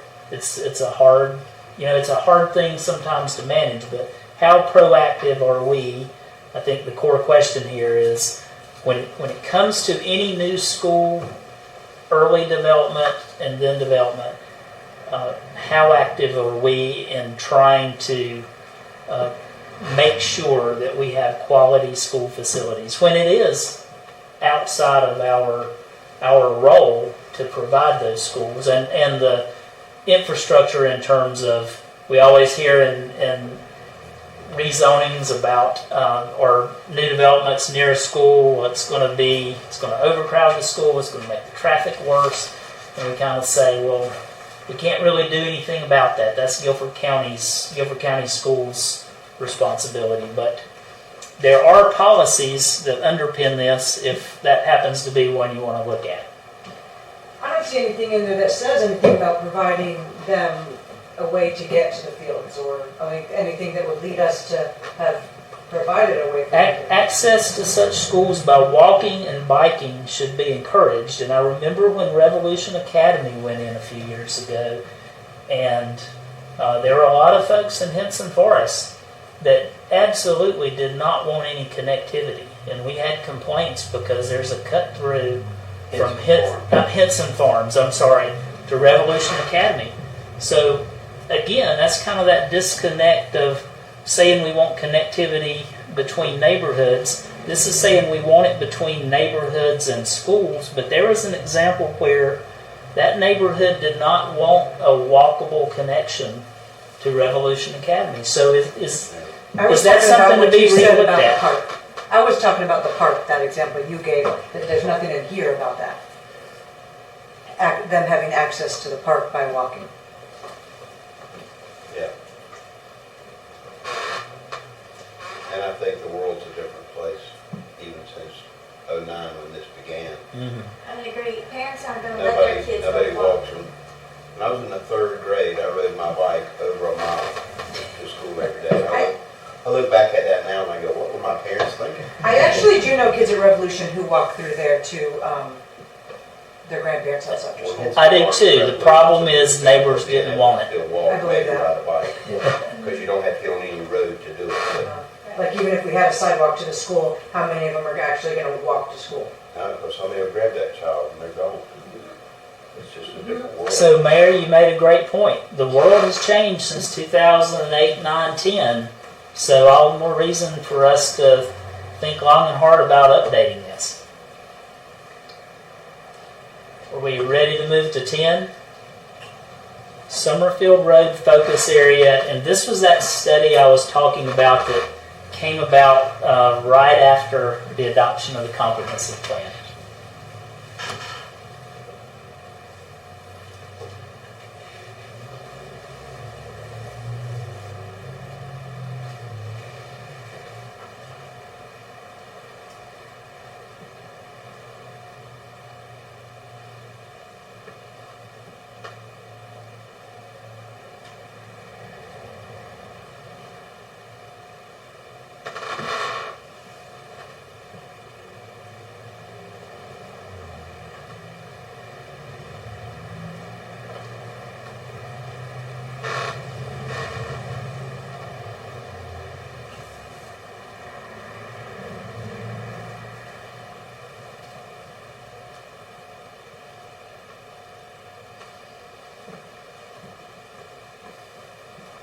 How are we doing? Pretty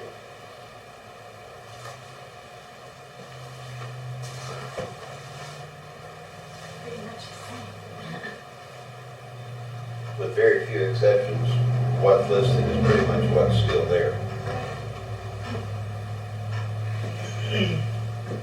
There's a financial planner and a health, health services. We got the Place. Yeah, and performing arts. that's even more so for that cultural center. Yeah. You don't have the daycare anymore. Right, the daycare's gone. Does the dynamic change any once there is a A&Y Greenway on a big part of that road? Maybe it helps it be more of a focus area because more people will be walking through there.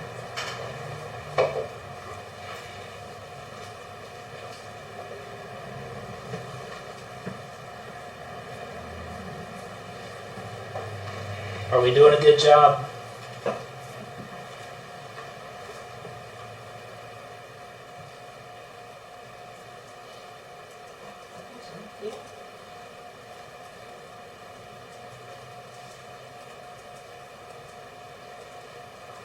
All right. Historic preservation.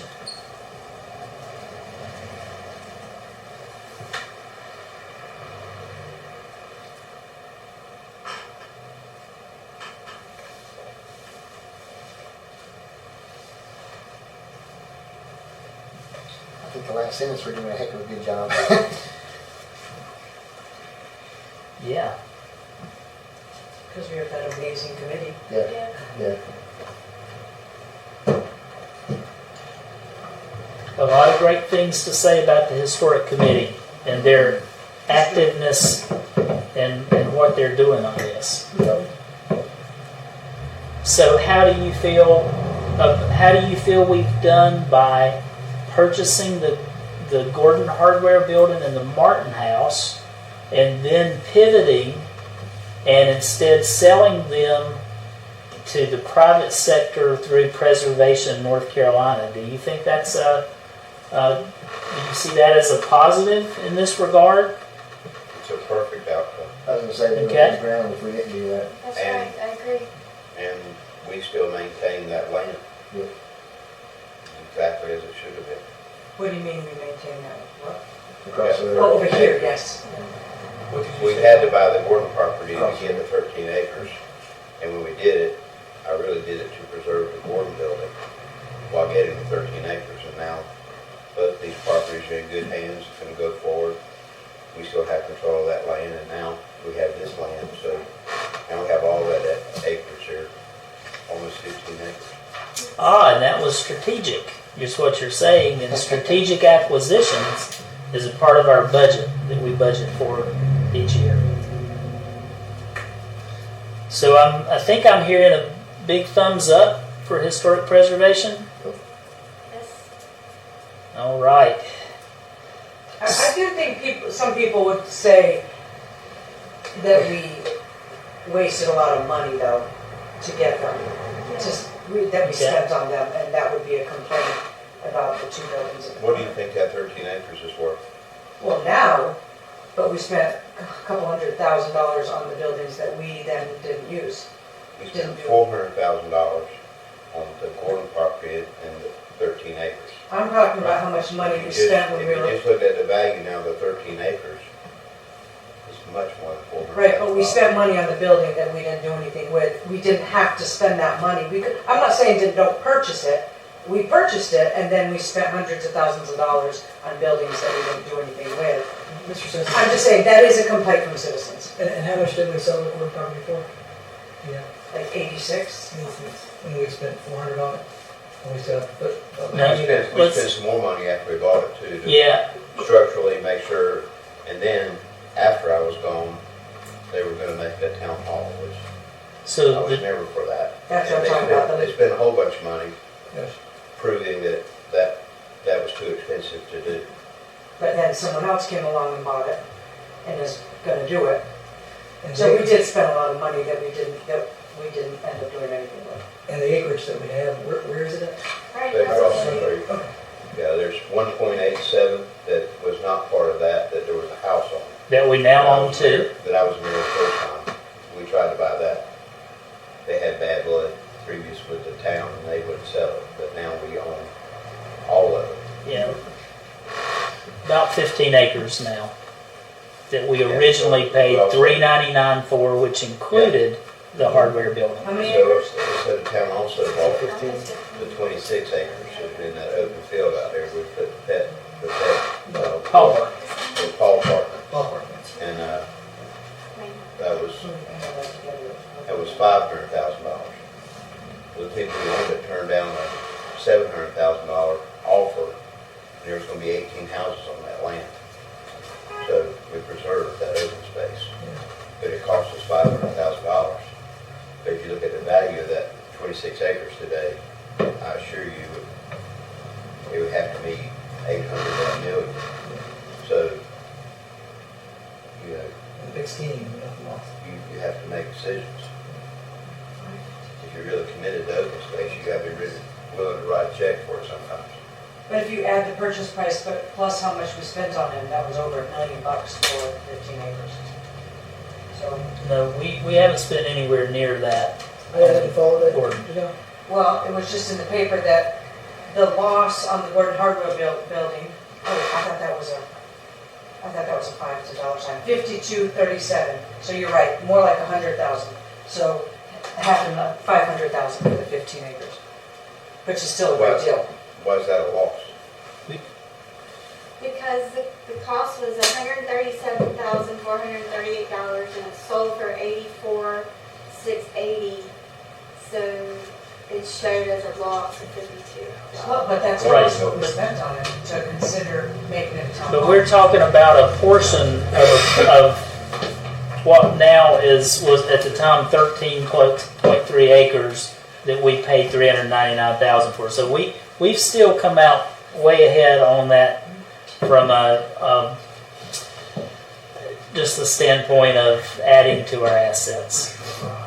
So let's look at number 12, the last one, and it's a big one. We talk about this a lot depending on when we open our mouths what we're trying to justify, right?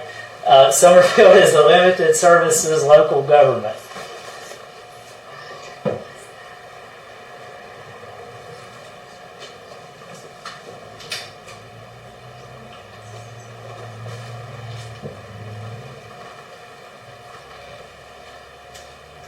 Adam, you work with a lot of jurisdictions across 12 counties, right? 75. What does limited services, when you think of Summerfield in comparison to a full-service town, I mean, what do you think of when you think of us? Or what do you think of limited services government in general to know, are we hitting that? Well, again, these are terms that you have to put in context. So when we view Greensboro or Winston-Salem and those cities of, completely different picture in pretty much every way, financially and for resources available, taxes, tax revenue, on and on. So I think what I would encourage is thinking of the number of residents that are in Summerfield compared to other municipalities. I would think of what it is, what services you're killing in limited services, because you're not without options or choices. These are all kind of managed over time by previous councils and previous leadership. I would just think carefully how you define what you want to limit and what you do not, what you have control to do, because you're just a different jurisdiction than a Greensboro, Winston, or large metropolitan area. I know I'm not being very specific, but that's intentional because you're, as a present council and as a present staff, you know, we weren't all here forever. I forget when the town's incorporated. 96. 96, okay. Some of us conceivably could be that. But a lot of us have predecessors and decisions have been made. You're coming to it at the point you're at now. So determining, I think you went through this process with a code enforcement officer. That seemed to be a new, was that in the last year? Well, we used to contract that out and we brought it in-house. Okay. That's a really great example as to how Summerfield defines limited services and rationalizing or giving a reason to invest in that in a different way for previously contracted. And that you kind of apply that to a lot of things. I think about the town and what services you want to offer in-house or offer at all. So is it the title code enforcement officer? Is planning technician slash enforcement officer. I'm sorry, I didn't know the technical term, but And so think about why this was important to the town at the time the comp plan was adopted. We formed as a town largely as a paper town to avoid being gobbled up by Greensboro. It was a defensive mechanism. And that's why we're here. And, you know, so that started out, mayor, council form of government, very few employees. We were still pretty much the same place that employee-wise as we were when I came 11 and a half years ago. But what as towns will do as they grow and evolve, they realize there's more to being a town. There are things that people want. The citizens say, gosh, we want a park. We just moved here. We want a park. We want a trail. We want amenities. We want some things. And so, you know, it's a really challenging balance to grow with a community at a slow enough pace where, you know, we still define ourselves as that. And I think we very much are, because our core services were really administration, parks and rec, and planning. We don't have public works at all. We don't maintain any roads. We don't have POW streets that we maintain. The sheriff's department is doing our law enforcement. We have a separate fire district. We contract for trash and recycling. I mean, there's so many services that we're not providing, and that's why we have a 2.75 tax rate. So, does everybody agree that we're, even amid a lot of growth pressures, we're doing pretty good at that, or do you think otherwise? I wonder if the people would rather us have more amenities, if that means we have to raise taxes, or would they rather keep the amenities as they are and keep the taxes where they are? So someday after this meeting, go to our website and look at our parks, trails, and open space master plan done by Withers and Ravenel. That's a more recent plan that said what they wanted in relation to parks and those related amenities. So take a look at that. Right, but I wonder, would they still want it if they knew that meant their taxes were going to go up? That might tell us what they want, but that doesn't Yeah. tell us anything about their feelings about taxes. And those are really good questions to process in any kind of update. I think of their this priority kind. is taxes. They'd rather keep their taxes low. So I think that's something to keep in mind as we add things, buy more properties, add more parks. If that means we're gonna have to raise taxes, I don't know that the people would want us to keep adding more parks. Maybe they'd feel like, we have enough parks now. And to Scott's point, again, I keep saying planning because that's kind of what I live in every day, but it's both a document and a process. So some of the question you asked very plainly there about that trade-off of taxes or services, whether it be parks or another kind of service, is exactly what you kind of can get through the process of a comprehensive plan or really any planning process. But That for open space, do they want us to keep buying more open space so that it will forever be open space? But that means we need more people to mow grass. And that means maybe more taxes. So I just wonder where's that balance? Would people rather us keep buying stuff if it means more taxes, or do they want us to hold steady?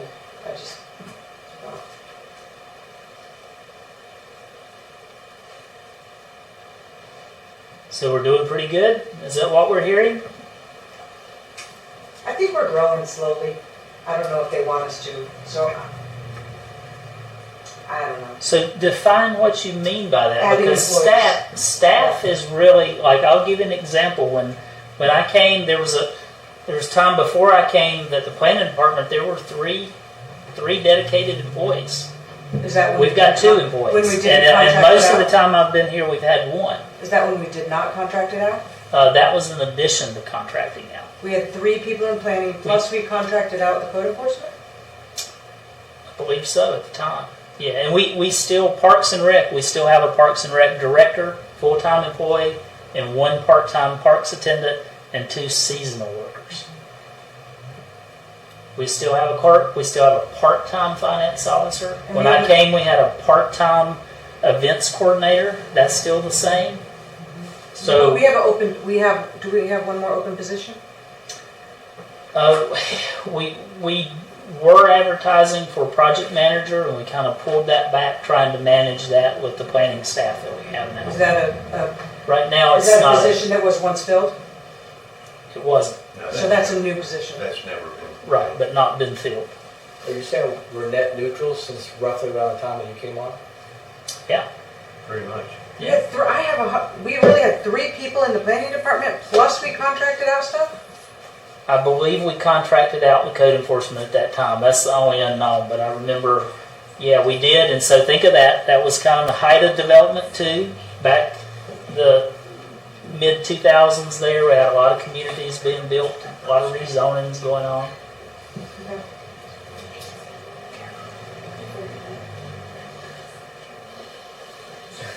So Adam, so you think we're doing overall pretty good on that, but is that what I'm hearing? I think there's some external factors that perhaps pushing us to have less of a limited service government. I agree. Yeah, that's a good point.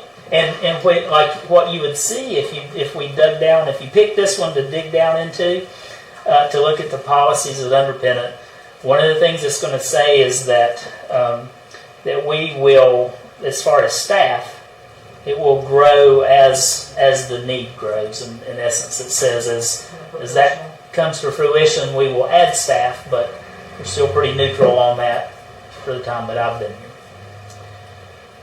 So Adam, why don't you see what their preferences are, the topic they want to dig down into a little bit more. So I've started starring things that I felt like you talked a lot about, but it is up to y'all as far as which priority area, one of the 12, you would like to look at all the policies that underpin it.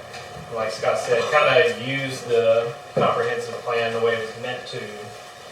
But again, I confess before my government life, I didn't make a habit of looking at comprehensive plans and referencing these things. So it can kind of be hiding in plain sight for a lot of citizens and folks. But I think it's good just to, again, I want y'all to guide this. And we have some that have more discussion than others, but which one would the group like to dig into further and look at the policies? I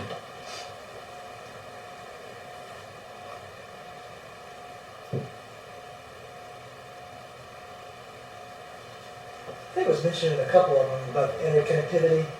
I think we had spoken some about that. Mayor Sessom said things have changed over the last 10, 15 years since we were kids riding our bikes to school. Yeah. And so I think any of those that have that interconnectivity in them probably would be a bad idea to evaluate. Okay, we have that in the first two for sure. We have that in our section about schools, since that's the way the conversation went. I'm talking about connecting an athletic facility with a school. Y'all have a preference between maybe one of those first two, or the sidewalk, bikeway, and trail system? That might be a good one. We'll go with that. All right. Unless anyone's opposed.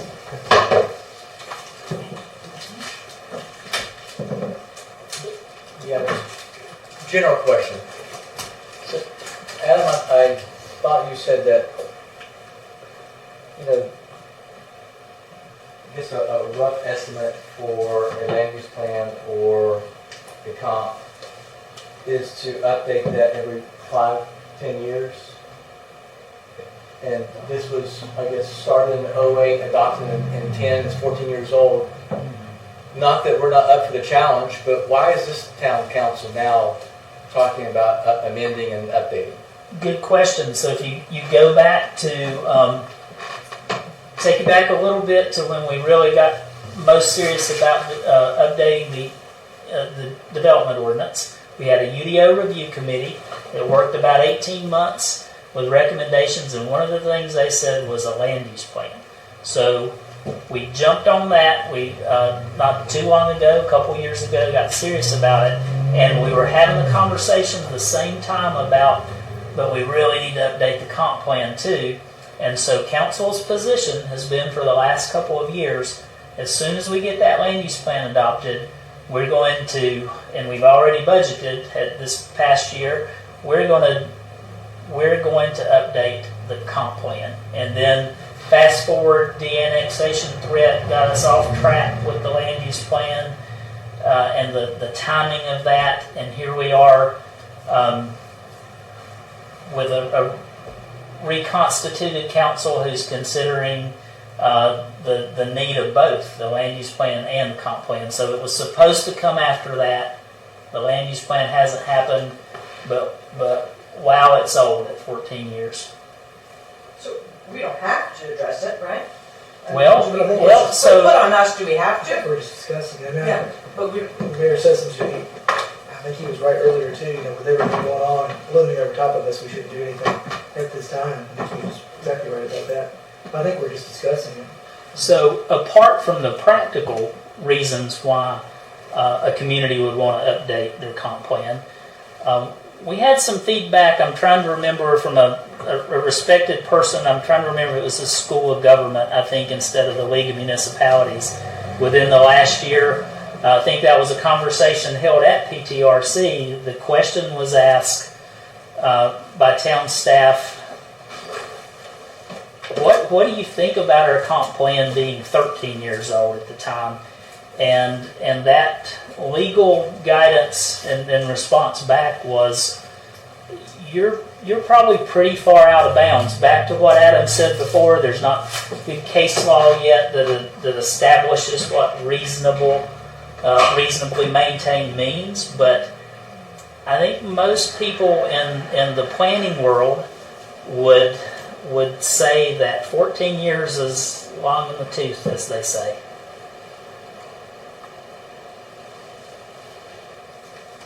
And received renewed attention statewide, again, tied to that July 2021 start, 160D being implemented, which spelled that out in statute. So Scott's right, it says reasonably maintained, it doesn't give you a year threshold to do that.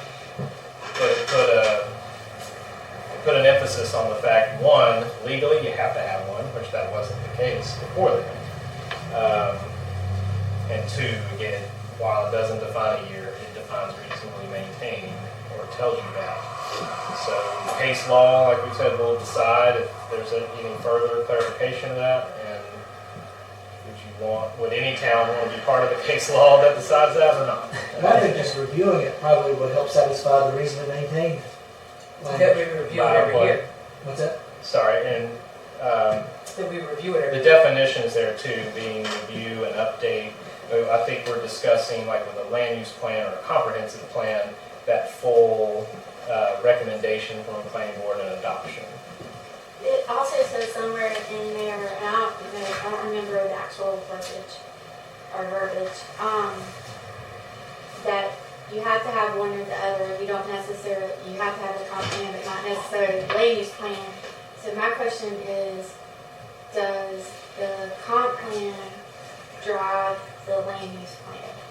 Like, is it better to have the comp plan, and should, I'm not saying today or tomorrow, but should this be put as a priority to revamp this, make sure this is what the community wants, these are still our goals? And then once we get that laid out, then work on the land use plan. Does that make sense? Are you asking if there's just one better to do than the other? Should we not update the comp plan and make sure that it continues to drive what the community and the citizens want?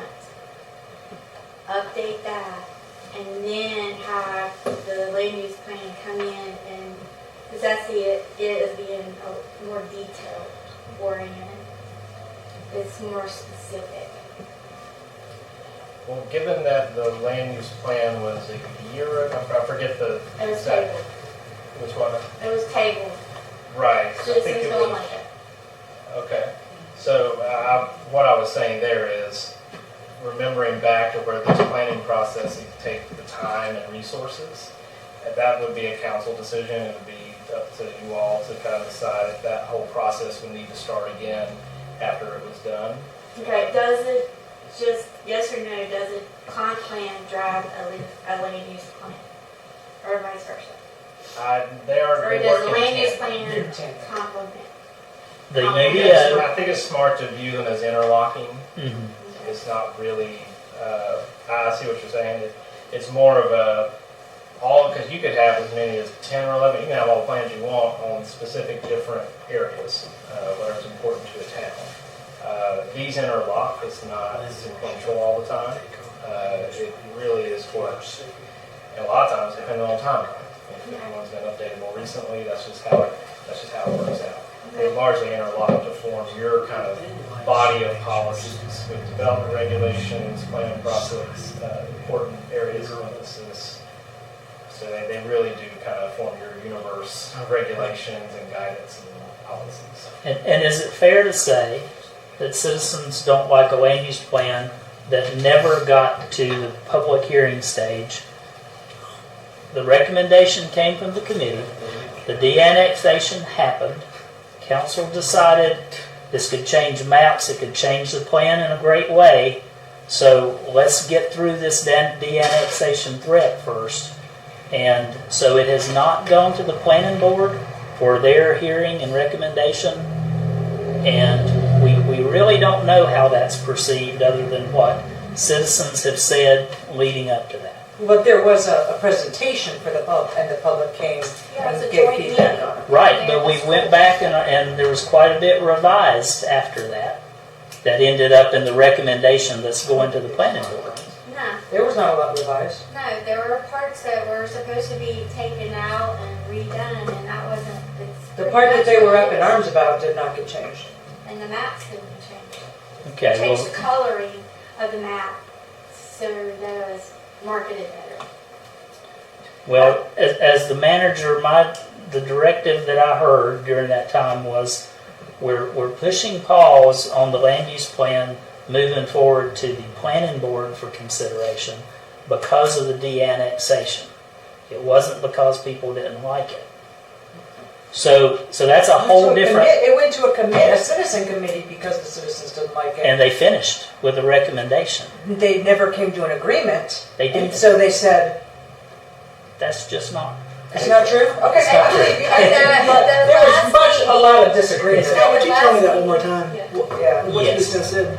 So the committee that was recommending, making a recommendation to the planning board for the land use plan When was this? eventually came last spring, I think it was, I'd have to look back, came to terms on a recommendation to forward to council.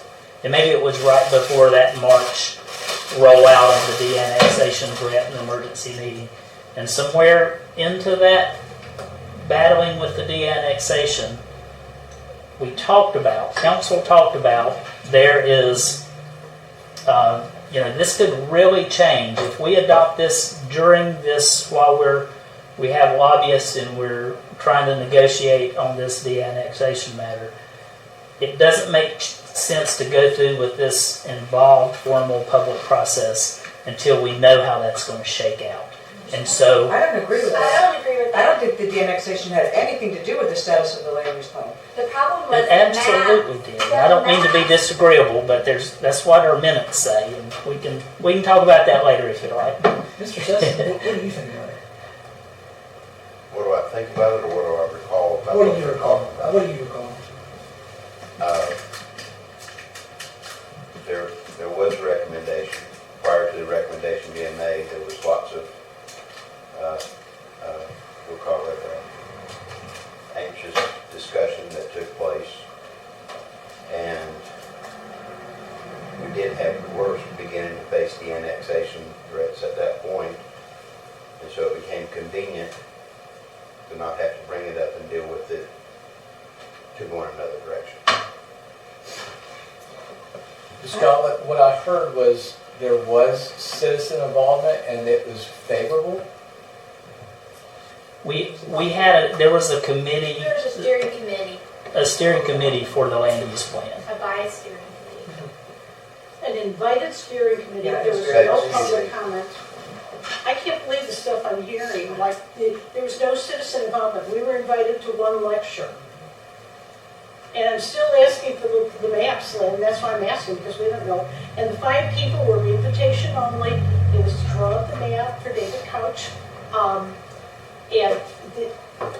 And now you're saying the only reason the citizens were angry is because they wanted a public hearing.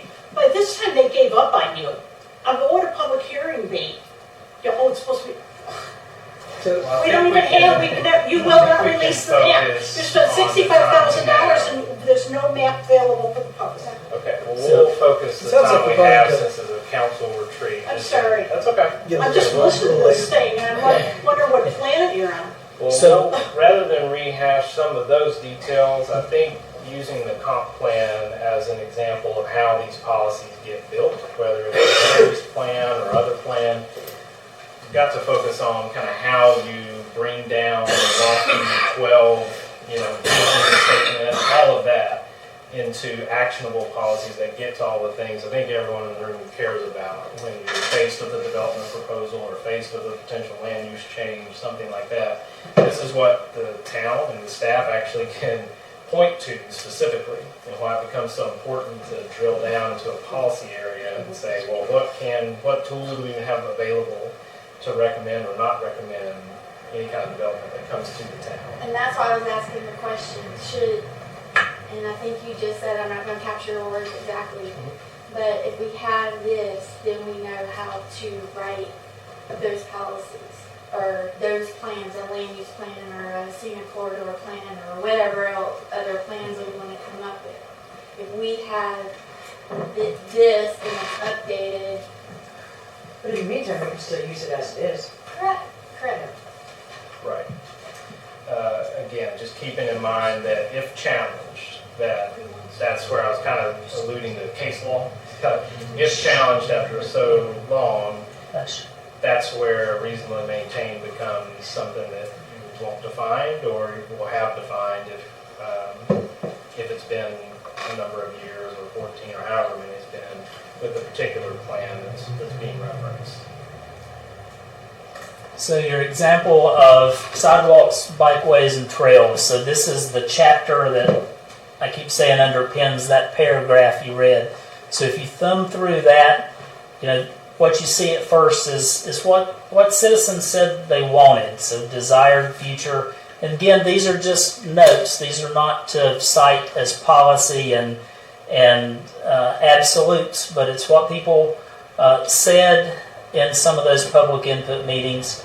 They said some of the things they didn't want about it, and it documents comments during that process. And then where we really get into the serious parts of that objective area are these policies. So we have, for instance, this goes through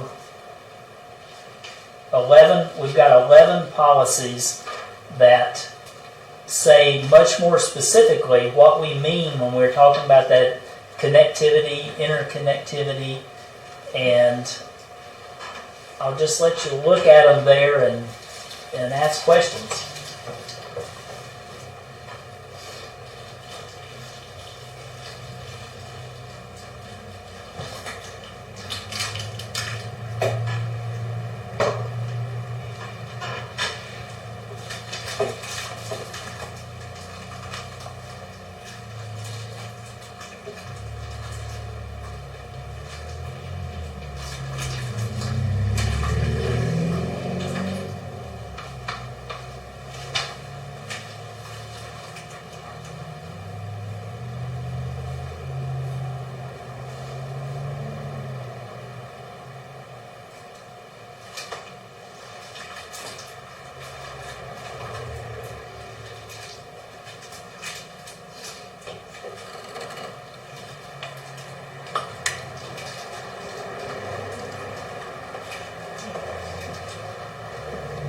This is probably helpful to remember in the discussion of this priority area.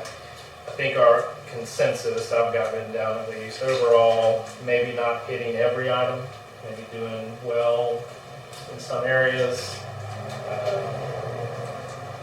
There's a lot in here about bicycles, but no, I mean, other than for cardio, those people going the long haul of biking, nobody bikes around here. Like, not just to like get to school or for. They're not biking to school, they're not biking They're not to biking town to their hall. friend's house, like to have bicycle parking. These are road bikes. And to probe there as a facilitator is kind of why, is it because of just They lifestyle just let- demand, Or the world. safety It's the world, concerns? what Spread out. it said. Do people anywhere do that? Bike anymore, unless you're in the city, right? That's Yeah. the mode of transportation because they don't have a car. I mean, I have a friend in Burlington that does road biking all the time, and our community is one of the hot spots that they travel to. But that's what I'm saying. That's for cardio, for exercising, Yeah, not you just do to road get, bikes. not as your mode of transportation to get to school, to get to town hall. Right. So And let's that's give what a lot you of this is about. let's give you a really real world example to that. So you're focused on that. We do have a lot of road bikers. Look at policy 210, pedestrian and bicycle friendly school zones should be established and implemented around all schools. Consider sidewalks as priority near schools. So And that's where nobody rides their bike to school. let me talk about that just for a second. So when I came as manager, the ANY Greenway feasibility study was done. We talked about that greenway coming up in front of the school. I can tell you the Summerfield Elementary was very opposed to this greenway. They did not want bicycles. They did not want a greenway in front of their school. We talked about putting it behind the school on green lawn. There was That's a safety reason. that they concern didn't about want- that. Yeah. So the question here is, we have a comp plan that says, and this is not just talking about road bikes, this is talking about kid-friendly bicycling in schools and parents being able to bicycle around schools. And this is what we said we wanted as a community, but then the reality, and this is not being critical or judgmental, the reality was there was a lot of pushback about the greenway because of those people. We've heard that those people on the greenway might harm or kidnap our kids. And that's a common complaint or thing that's said about greenways. So that was a real life disconnect between what we said we wanted and then what the school felt like they wanted. And maybe that wasn't a good matchup with what Guilford County schools wanted or principals wanted at the time. But these are the kind of things that really matter when you start planning infrastructure projects. And you can see the point of pointing that out is this really digs down into what kind of bicycling they're talking about. They're not talking about that group of 6 riders that are going 20 miles They don't today. care what kind of road it is, they're riding it. Now it's No great shoulder if knob, they they're riding can it. ride right by the school and they got a great place, but this is specifically talking about bicycle-friendly school zones because it's connected to the other objective areas where it's talking about connectivity with neighborhoods. If you read this comp plan, what you hear is that Summerfield residents want kids to be able to walk from Henson Forest or ride their bicycle a quarter of a mile over to Revolution Academy. That's exactly what our comp plan says we want, but the reality might be a different thing. I think the whole bike thing's just changed because of the way of the world. Now, if I was going to have to put my input starting from scratch, I'd say now we're road bikers, and there are specific roads around here that the bikers are on, and it's not community biking unless you're in your little cul-de-sac because your parents trust you to be out there in your cul-de-sac to ride your bike. And just being at the actual school, at the beginning of the school year, we have approximately 600 students. We have 300 cars in the line. So maybe it would be more focused on road traffic around schools, so for better patterns, so the wait time is not so long versus anything about bicycles. So you're making the case that our comp plan is outdated. You're making that case. Yeah. Well, that's what I'm going to do. Let's go down and change it now first. And a little bit of pushback on that would be that might be our perception that kids don't ride bikes to school anymore because the world's changed. But maybe a process of going through a comp plan update is that the field of dreams. If you build a greenway right by the school and you make things more bicycle friendly, maybe those folks start feeling more comfortable and some of them bike to school and alleviate that traffic, vehicular traffic.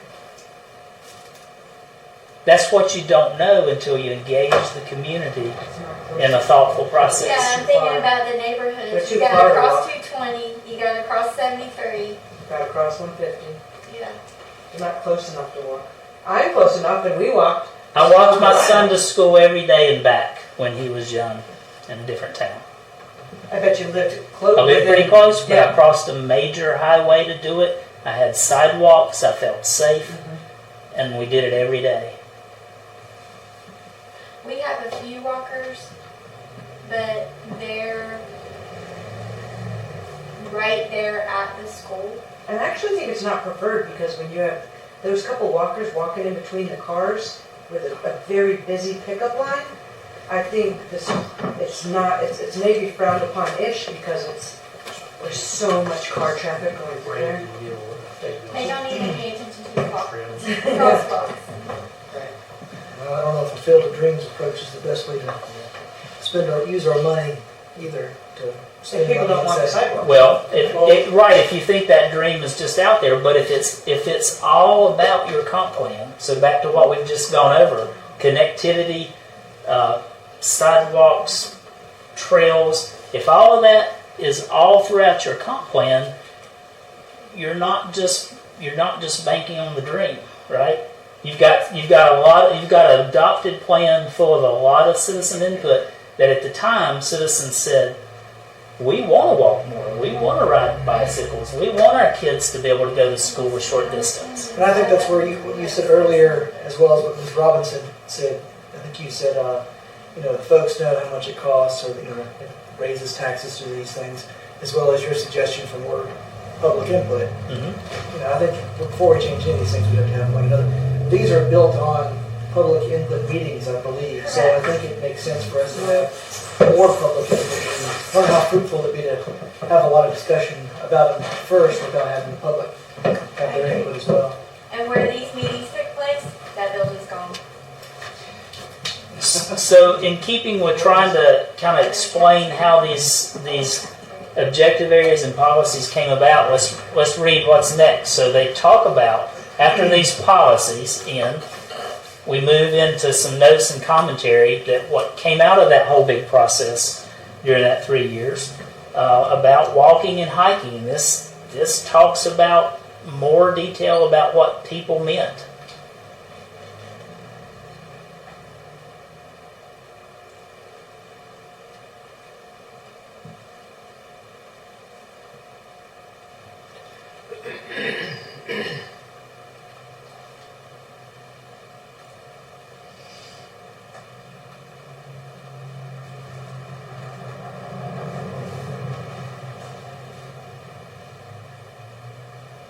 Talks about connecting natural trails that people will think of as more recreational to more practical areas. So, and I'm reading right in here where they're talking about connect sidewalks and bikeway facilities to gain access to places of employment, shopping, and gathering.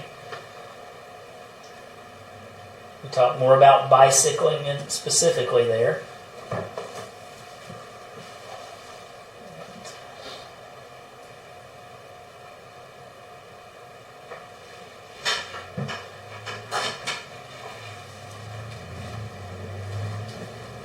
I think that paragraph talks about what you were referencing.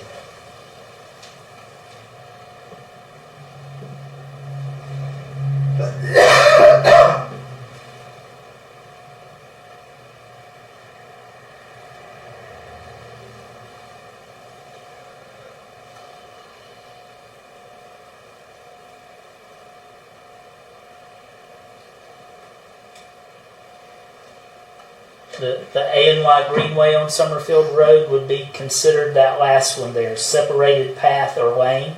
It's all great ideas, but you're gonna have to take from people's private land to do that, and I don't know who's willing to. Well, let's take that example up Summerfield Road. Once it comes out north of the trailer park and makes its way all the way to the end of Madeiras at our Paul Park, we're not looking for any, we have right-of-way. We have public right-of-way for planned. There's no easement acquisition or right-of-way access that has to be purchased through there. I get that, but it's still gonna be in the front of someone's house, and who wants that now, that wide of a path coming through their front yard? Well, I hope we do, because we've got a lot invested in it already, and we have committed to NCDOT to build this greenway, and they're funding at 80%. So I hope. But the rest of this, like throughout the community, besides the greenway, all the rest of the community of having bikeable this and that, it's have to go. It's not like we own the property. That it's town property that it's going through. It's going through people's front yards. And just like the sidewalks on Summerfield Road, a lot of people aren't going to want that, and I don't want to force that on them. If we brought sidewalks down 150 or to make it walkable down Summerfield Road to the Greenway, I don't think people would want us to do that to their front yard. So all of this was pre-Bandera, and look at this. We're talking about equestrian and regional trail system, and that may be of interest for you to go and read more about what the community said it wanted related to horse trails then, as we get into this major project.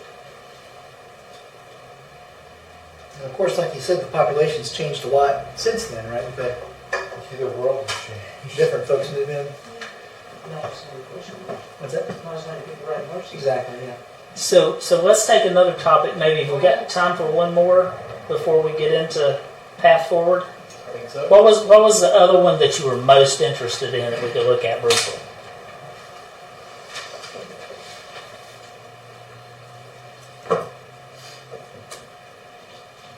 I had a lot of notes with item 8. I forget what the official title of that was. if folks are, Community appearance. Okay. I think the consensus I had from that one was mixed results as far as how council kind of reported out on how the town is doing. Okay, let's look at this one briefly.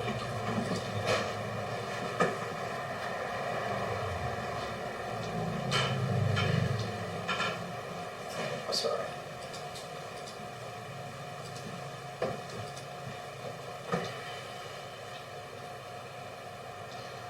There's a mention of how the scenic corridor was important, and mentioned numerous times. And then kind of the discussion of how that's what the town's limits are in enforcing appearance.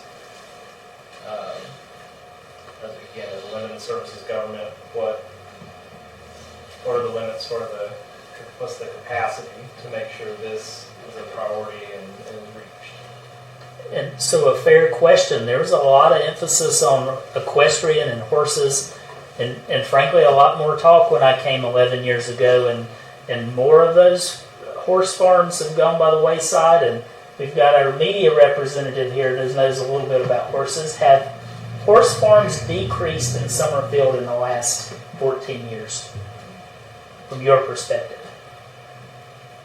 I'm just a fly on the wall. I mean, Sure I think they so. Okay, Ferguson's closed. right? So let's look real quickly just what we meant by that short little paragraph about attractive community appearance. Look at the policies that underline that, underpin that. Exterior lighting. We've actually done a fair amount of that I'll be glad to talk to you more about later. So look at these policies, and does anything stand out that surprises you?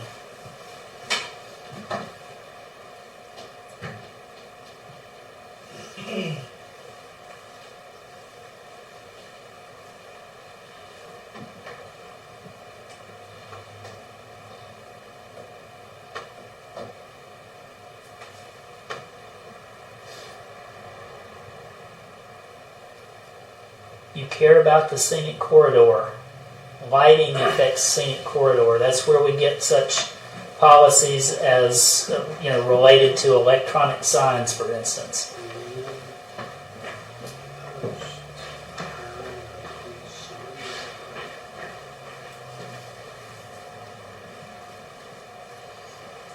Was that too fast, or did that give you a decent overview?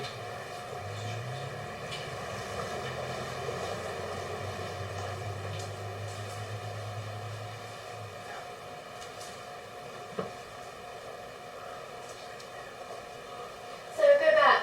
Go Okay. back. Right there. Stop. Thank you.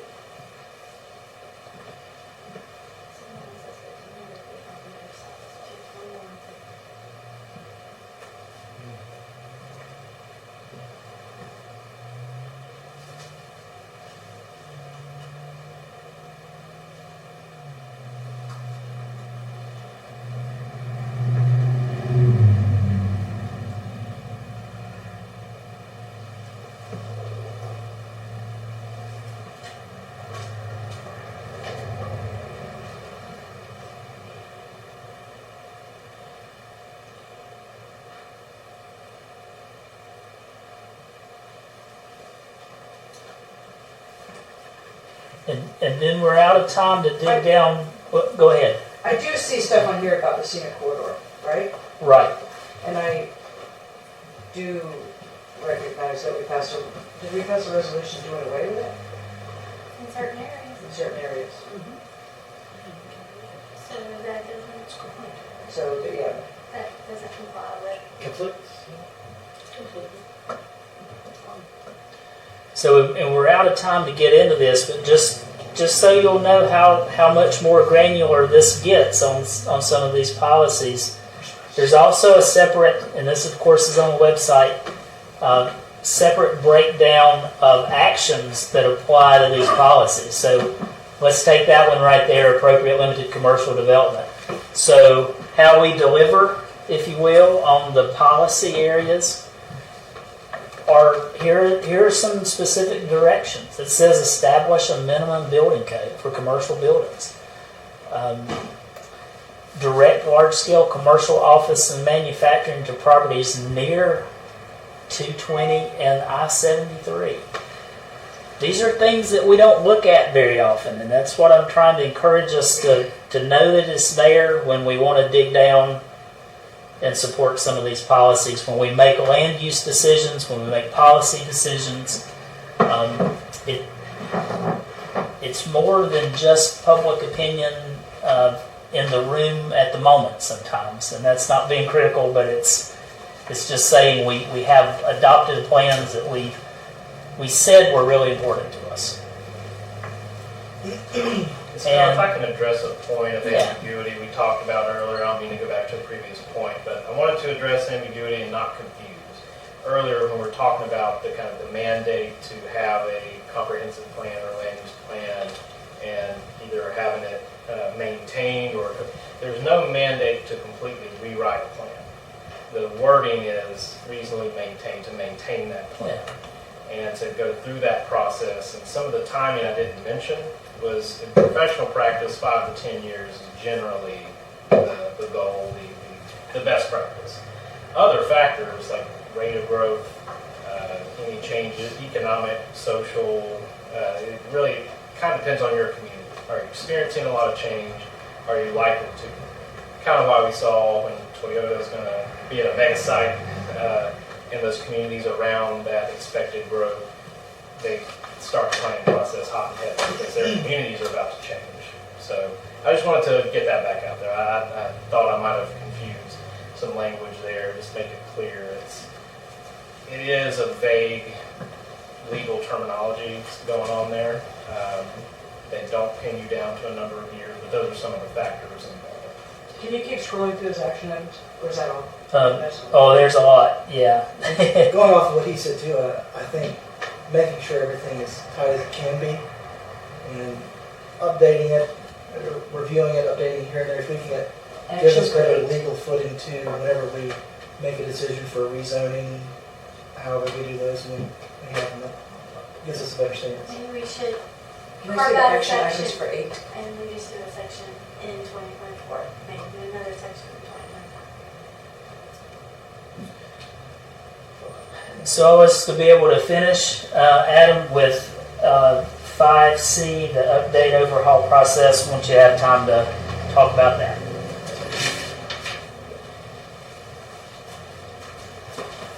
I'm sorry, Scott, what did you say? The next thing on the agenda is for you to talk about, and this was this was a request by council to have this at the retreat, to talk about how you might go about. Can I see the rest of K6? Discuss everything else. Hold on. Are we looking for the bottom of Right there, no, that? stop. Okay. I'm looking at create and apply a new scenic corridor overlay district within the town ordinance for the future I-73 connector. Once again, that we just did away with. Right.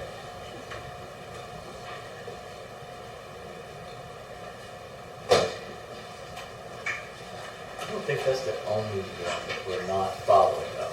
Right. I just noticed, but that stands out to me that we completely did. Hold on. But I think, Scott, what you're saying is this is 14 years old and it's not, there's areas that's not relevant to the times that have changed and even our own policies. And back to what Adam said about reasonably maintained, and this, of course, would be, for legal folks to talk about. But if we've got a comp plan that says over and over again, hey, when you get that future I-73 corridor built, we want this, we're going to do this. If we can't even update it to the degree of that ship has sailed, we've got an I-73 that's here and present, we need to have a lot of just core things like that updated, apart from the more substantive things of real changes, if that's what the community wants. So the big ask here is, how do you want to proceed with a plan, knowing it was going to come after the land use plan, but it's 14 years old? What is the process you want staff to be thinking about for budgeting when we bring a budget to you in first draft in April? We need some direction. Do you want to tackle this starting July 1? Do you want to start it this spring? Because, I mean, we need direction. The land use plan, when we already paid for some of that to be done, is there a time limit at which it has to start over back to the beginning and we pay fresh again? Or even 2 years from now, if we pick up where we left off, is that, do we not, you know what I mean? Like, we don't have to start over from the beginning with PTRC and pay that fee again? Is there a time limit? I think it depends on how much of the scope of their work we want to add to or modify. Is that fair, Adam? Yeah, I think that would just appreciate it. So time limit, there is no time limit then? Yeah, we have something now we could move forward, but if you're not comfortable with it, you have to decide if we move forward with that, or if maybe you want to scrap the whole effort and start all over. But is That's there for a you to time decide. limit for what we already have done? No, Okay. not from PTRC standpoint. Okay.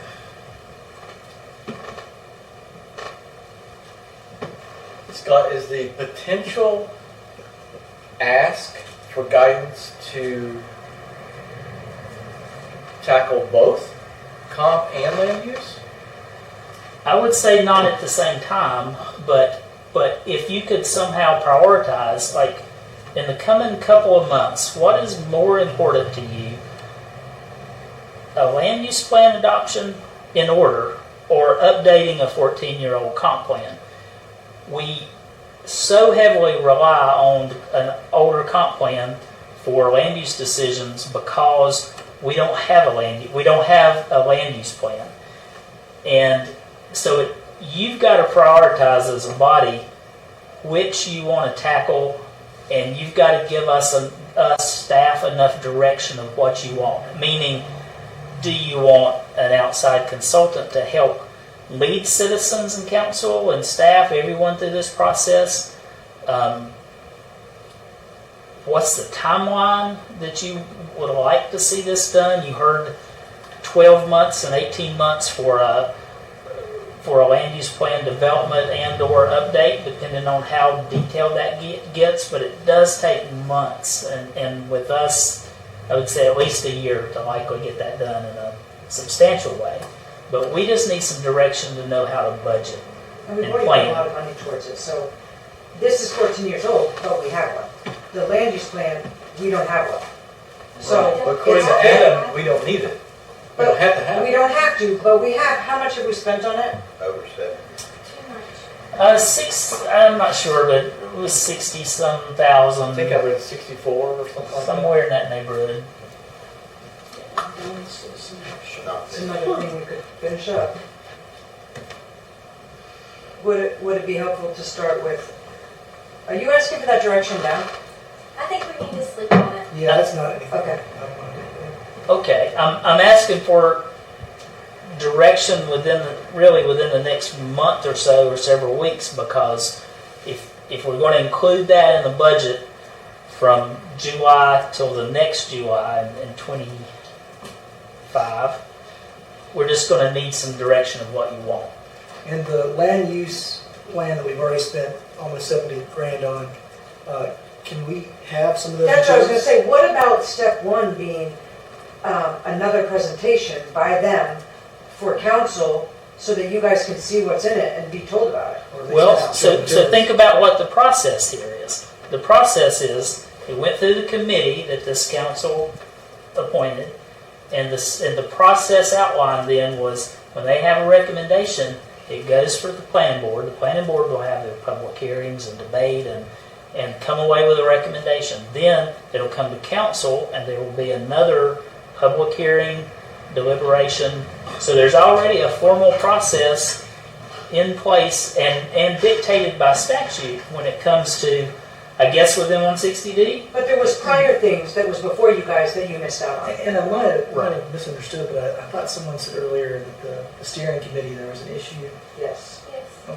Are you able to I elaborate on think that? step one, you two need that comp plan, or sorry, the land use plan that's posted on the website, review it, ask your questions, and that kind of thing. Do you think if we had a different steering committee now, we'd have a different outcome with it? Like a drastic outcome? Possibly. But here's what we kind of ended up with. They were just making a recommendation. It still is going to have to go through the steps. Right. So it's still going to, even if we don't do anything different, it will go to there'll be public hearings, you'll see it You'll see it in happening. process. And by the time it comes to your vote, you will have seen several steps of it. So hypothetically, we put effort, whether it comes to fruition or not, into the land use plan. What do we do with an outdated comp plan and the requirement of maintaining it? That is in odds of potential land use plan and other ordinances. We just allow it live out there? Because this seems very citizen focused, right? It is, absolutely. So, again, let me ask it again. If we focus on the land use plan, what do we do with an outdated citizen-focused plan that we're not maintaining? Well, earlier, if you'd asked me that a year ago, the council directive was, let's get done with the land use plan, adopt it, and as soon as we get it done, we're going to start on updating the comp plan. Because we don't, I think the thinking, and y'all can correct me, was we don't have a land use plan at all, and it's really important. In the comp plan, we have it, but it's outdated, so let's do it immediately after. But that was the previous council's priority. You may Why have is a it different. important? If what we're hearing tonight is you can have one or the other, and you can also have both working together, then why is it important? It's that we go down important, by example, the rezoning at Strader Road in 150. We have a kind of an abnormally zoned property on a major road, 150, in a residential area, zoned commercially. That's going to come to you for your hearing and debate and decision, hopefully, in February. If there had been a land use plan in place adopted, that whole situation could have been looked at in relation to the land use plan, it would have been solid information for the planning board and then for the council to help guide that decision instead of just an dated comp plan. But I So- think Keith's point is, let's not make the comp plan dated, let's update it. Well, right, and it's your priority. It's your place to prioritize which you think is important. And that same example applies to the rezoning zone, But 220 recently. and I'm not trying to give you an issue here, I'm just asking because I want to make sure I understand, because Keith is saying, let's go ahead and update the comp plan. You're saying, well, that's a dated thing, so let's get a land use plan. If we had an updated comp plan, is that going to be? It would be an improvement. Yeah, because at least we're hanging our hat for legal decisions and statutory requirements on an updated long-range plan instead of a 14-year-old one. And understand, I'm not giving any preference of which you do first, but I will say, if you put the land use plan off and focus on the comp plan now, you may not feel like you can pick up what's been done on the land use plan already and revive it and consider it. You may be starting all over with that, and I don't know that you want to flush that money down the drain. Are in conflict with on this plan. Very good point, because by updating the comp plan, maybe actually will enhance us in a land use plan. Yeah, if we have a land use plan and a comp plan that are inconsistent, I think that'd be bad for us as a town. So I think if we have something that's going to be inconsistent before we adopt that, we need to make sure we update the comp plan first, and then make sure the land use plan is consistent with the comp plan. Okay, but just go into that knowing that the town had a UDO review committee that worked for about a year and a half, and one of their core recommendations was we need a land use plan. So just go into it eyes wide open, that if you put the land use plan off and focus on the comp plan right now, And when did they do that? they finished.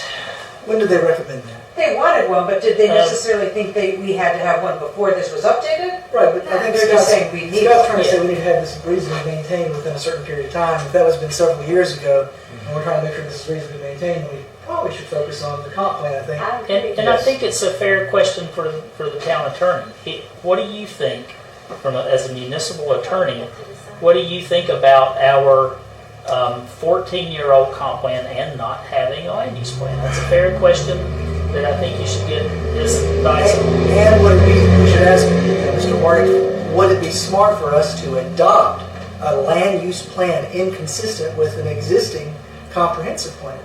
Well, if you set it up like that, I mean, That's the exact way that it is set up, Scott. Yeah.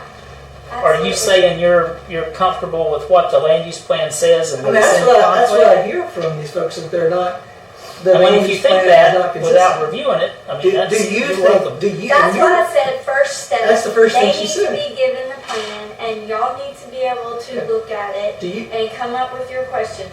I don't think it's consistent. but by what you just said, Scott, you tell me, do you believe, as the town manager, that the existing comprehensive plan is consistent with the land use plan that you've seen so far? I think it has some inconsistencies, just as So there are the development ordinance has inconsistencies with what we say we want, and I think it's the degree of that is subjective. but by admission, you say that there are inconsistencies. Probably, I can't think of anything right offhand, but I'm sure there's something there that's inconsistent.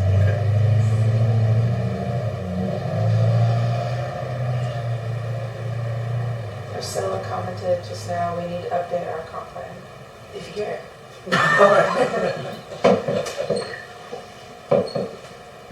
But I think, you said Priscilla said that? Yeah. I think Scott has been, not to put words in his mouth, but has been pretty vocal tonight as that we have an outdated comp plan. Absolutely, and you will hear that tomorrow from your planning director. And that we have spent some effort on the land use plan. That I don't think that I can't speak for everyone. I don't think we're saying not to do it. It's just you're looking for guidance. What do we prioritize? So we have something already out there that we know needs updated, and it makes sense to update that. And I'm not saying squash the other, but to me, at not reading the land use plan, I think we need to update what's already on the books. Mayor Sessions, while you walked out, just catch up to speed. What we were talking about was that town manager was talking about having a land use plan, and we were saying, should we update the comprehensive plan first before we do a land use plan? That's what the whole conversation is. Okay, sure. On Facebook. Facebook. Isn't there Facebook Live? Are you, Yeah. We switched gears late in the day. About floor stream. That if you have a land use plan that's inconsistent with the comprehensive plan, it'd probably be a bad idea. Well, I think all three ought to be moving targets all the time. Times are always changing. Circumstances are always changing. It's always going to be a race to Keep it get short. get everybody working together. Right. And one last comment from my end, just to help you frame all of this as you ponder it. The comprehensive plan is a much bigger, broader, involved document than at least the draft land use plan, which is pretty simple in comparison. You definitely do not want to be doing any two at the same time. And that's for real sure. you don't know Joey what? I think cut it to take it off. Glad you didn't do it. Glad you didn't do it. John, would you like to? Well, it's not much better than this region. And also here, so two schools this year. 12 to 18 months for Summerfield to do it.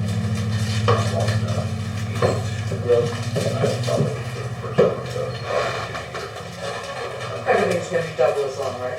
just about. And the cost, everything is on this, twice so expensive. Man. Please don't look in this one, see. I'm sorry, That thing sprung up a little while ago, like, You know what? Did they clear your nose? oh, They clear your nasal Yeah, passage? I've become addicted to Afrin instead, got to fall on my body. eat it unscented, and you're totally Beef, I got two more fine. pieces. Well, that you do. My dad used to, those my hand, my dad. Still got it. Oh, we're eating your kids' food now? Your food for I the got day? somewhere I got to do. We're good. Okay, well, I'm getting the, Okay. yeah, people looking at watches. It's about 8 o'clock. I appreciate everyone. Scott, we feel like we wrapped up that item, that last item. We're good. Appreciate y'all engaging on these Yes. topics. Okay. Appreciate y'all engaging on these topics. Keep in mind, we will meet tomorrow at 8:30. So we'll see you there in the morning. And really appreciate your discussion. And use it to your benefit tomorrow as we dig into those items and have staff presentation. Thank you very much, Adam. You may- Scott, we need Go ahead and eat a that copy. official motion to recess. We need an official motion to You started recess. answering a question right there. I can't Motion, we have a second. Any further discussion? Hold All in favor, please say aye. Aye. Those opposed? Motion Is that you carries. seconding that? See y'all 8:30 in the morning. Second. The comp plan, is not sending the person who is trying to citizen participation. 100 people there.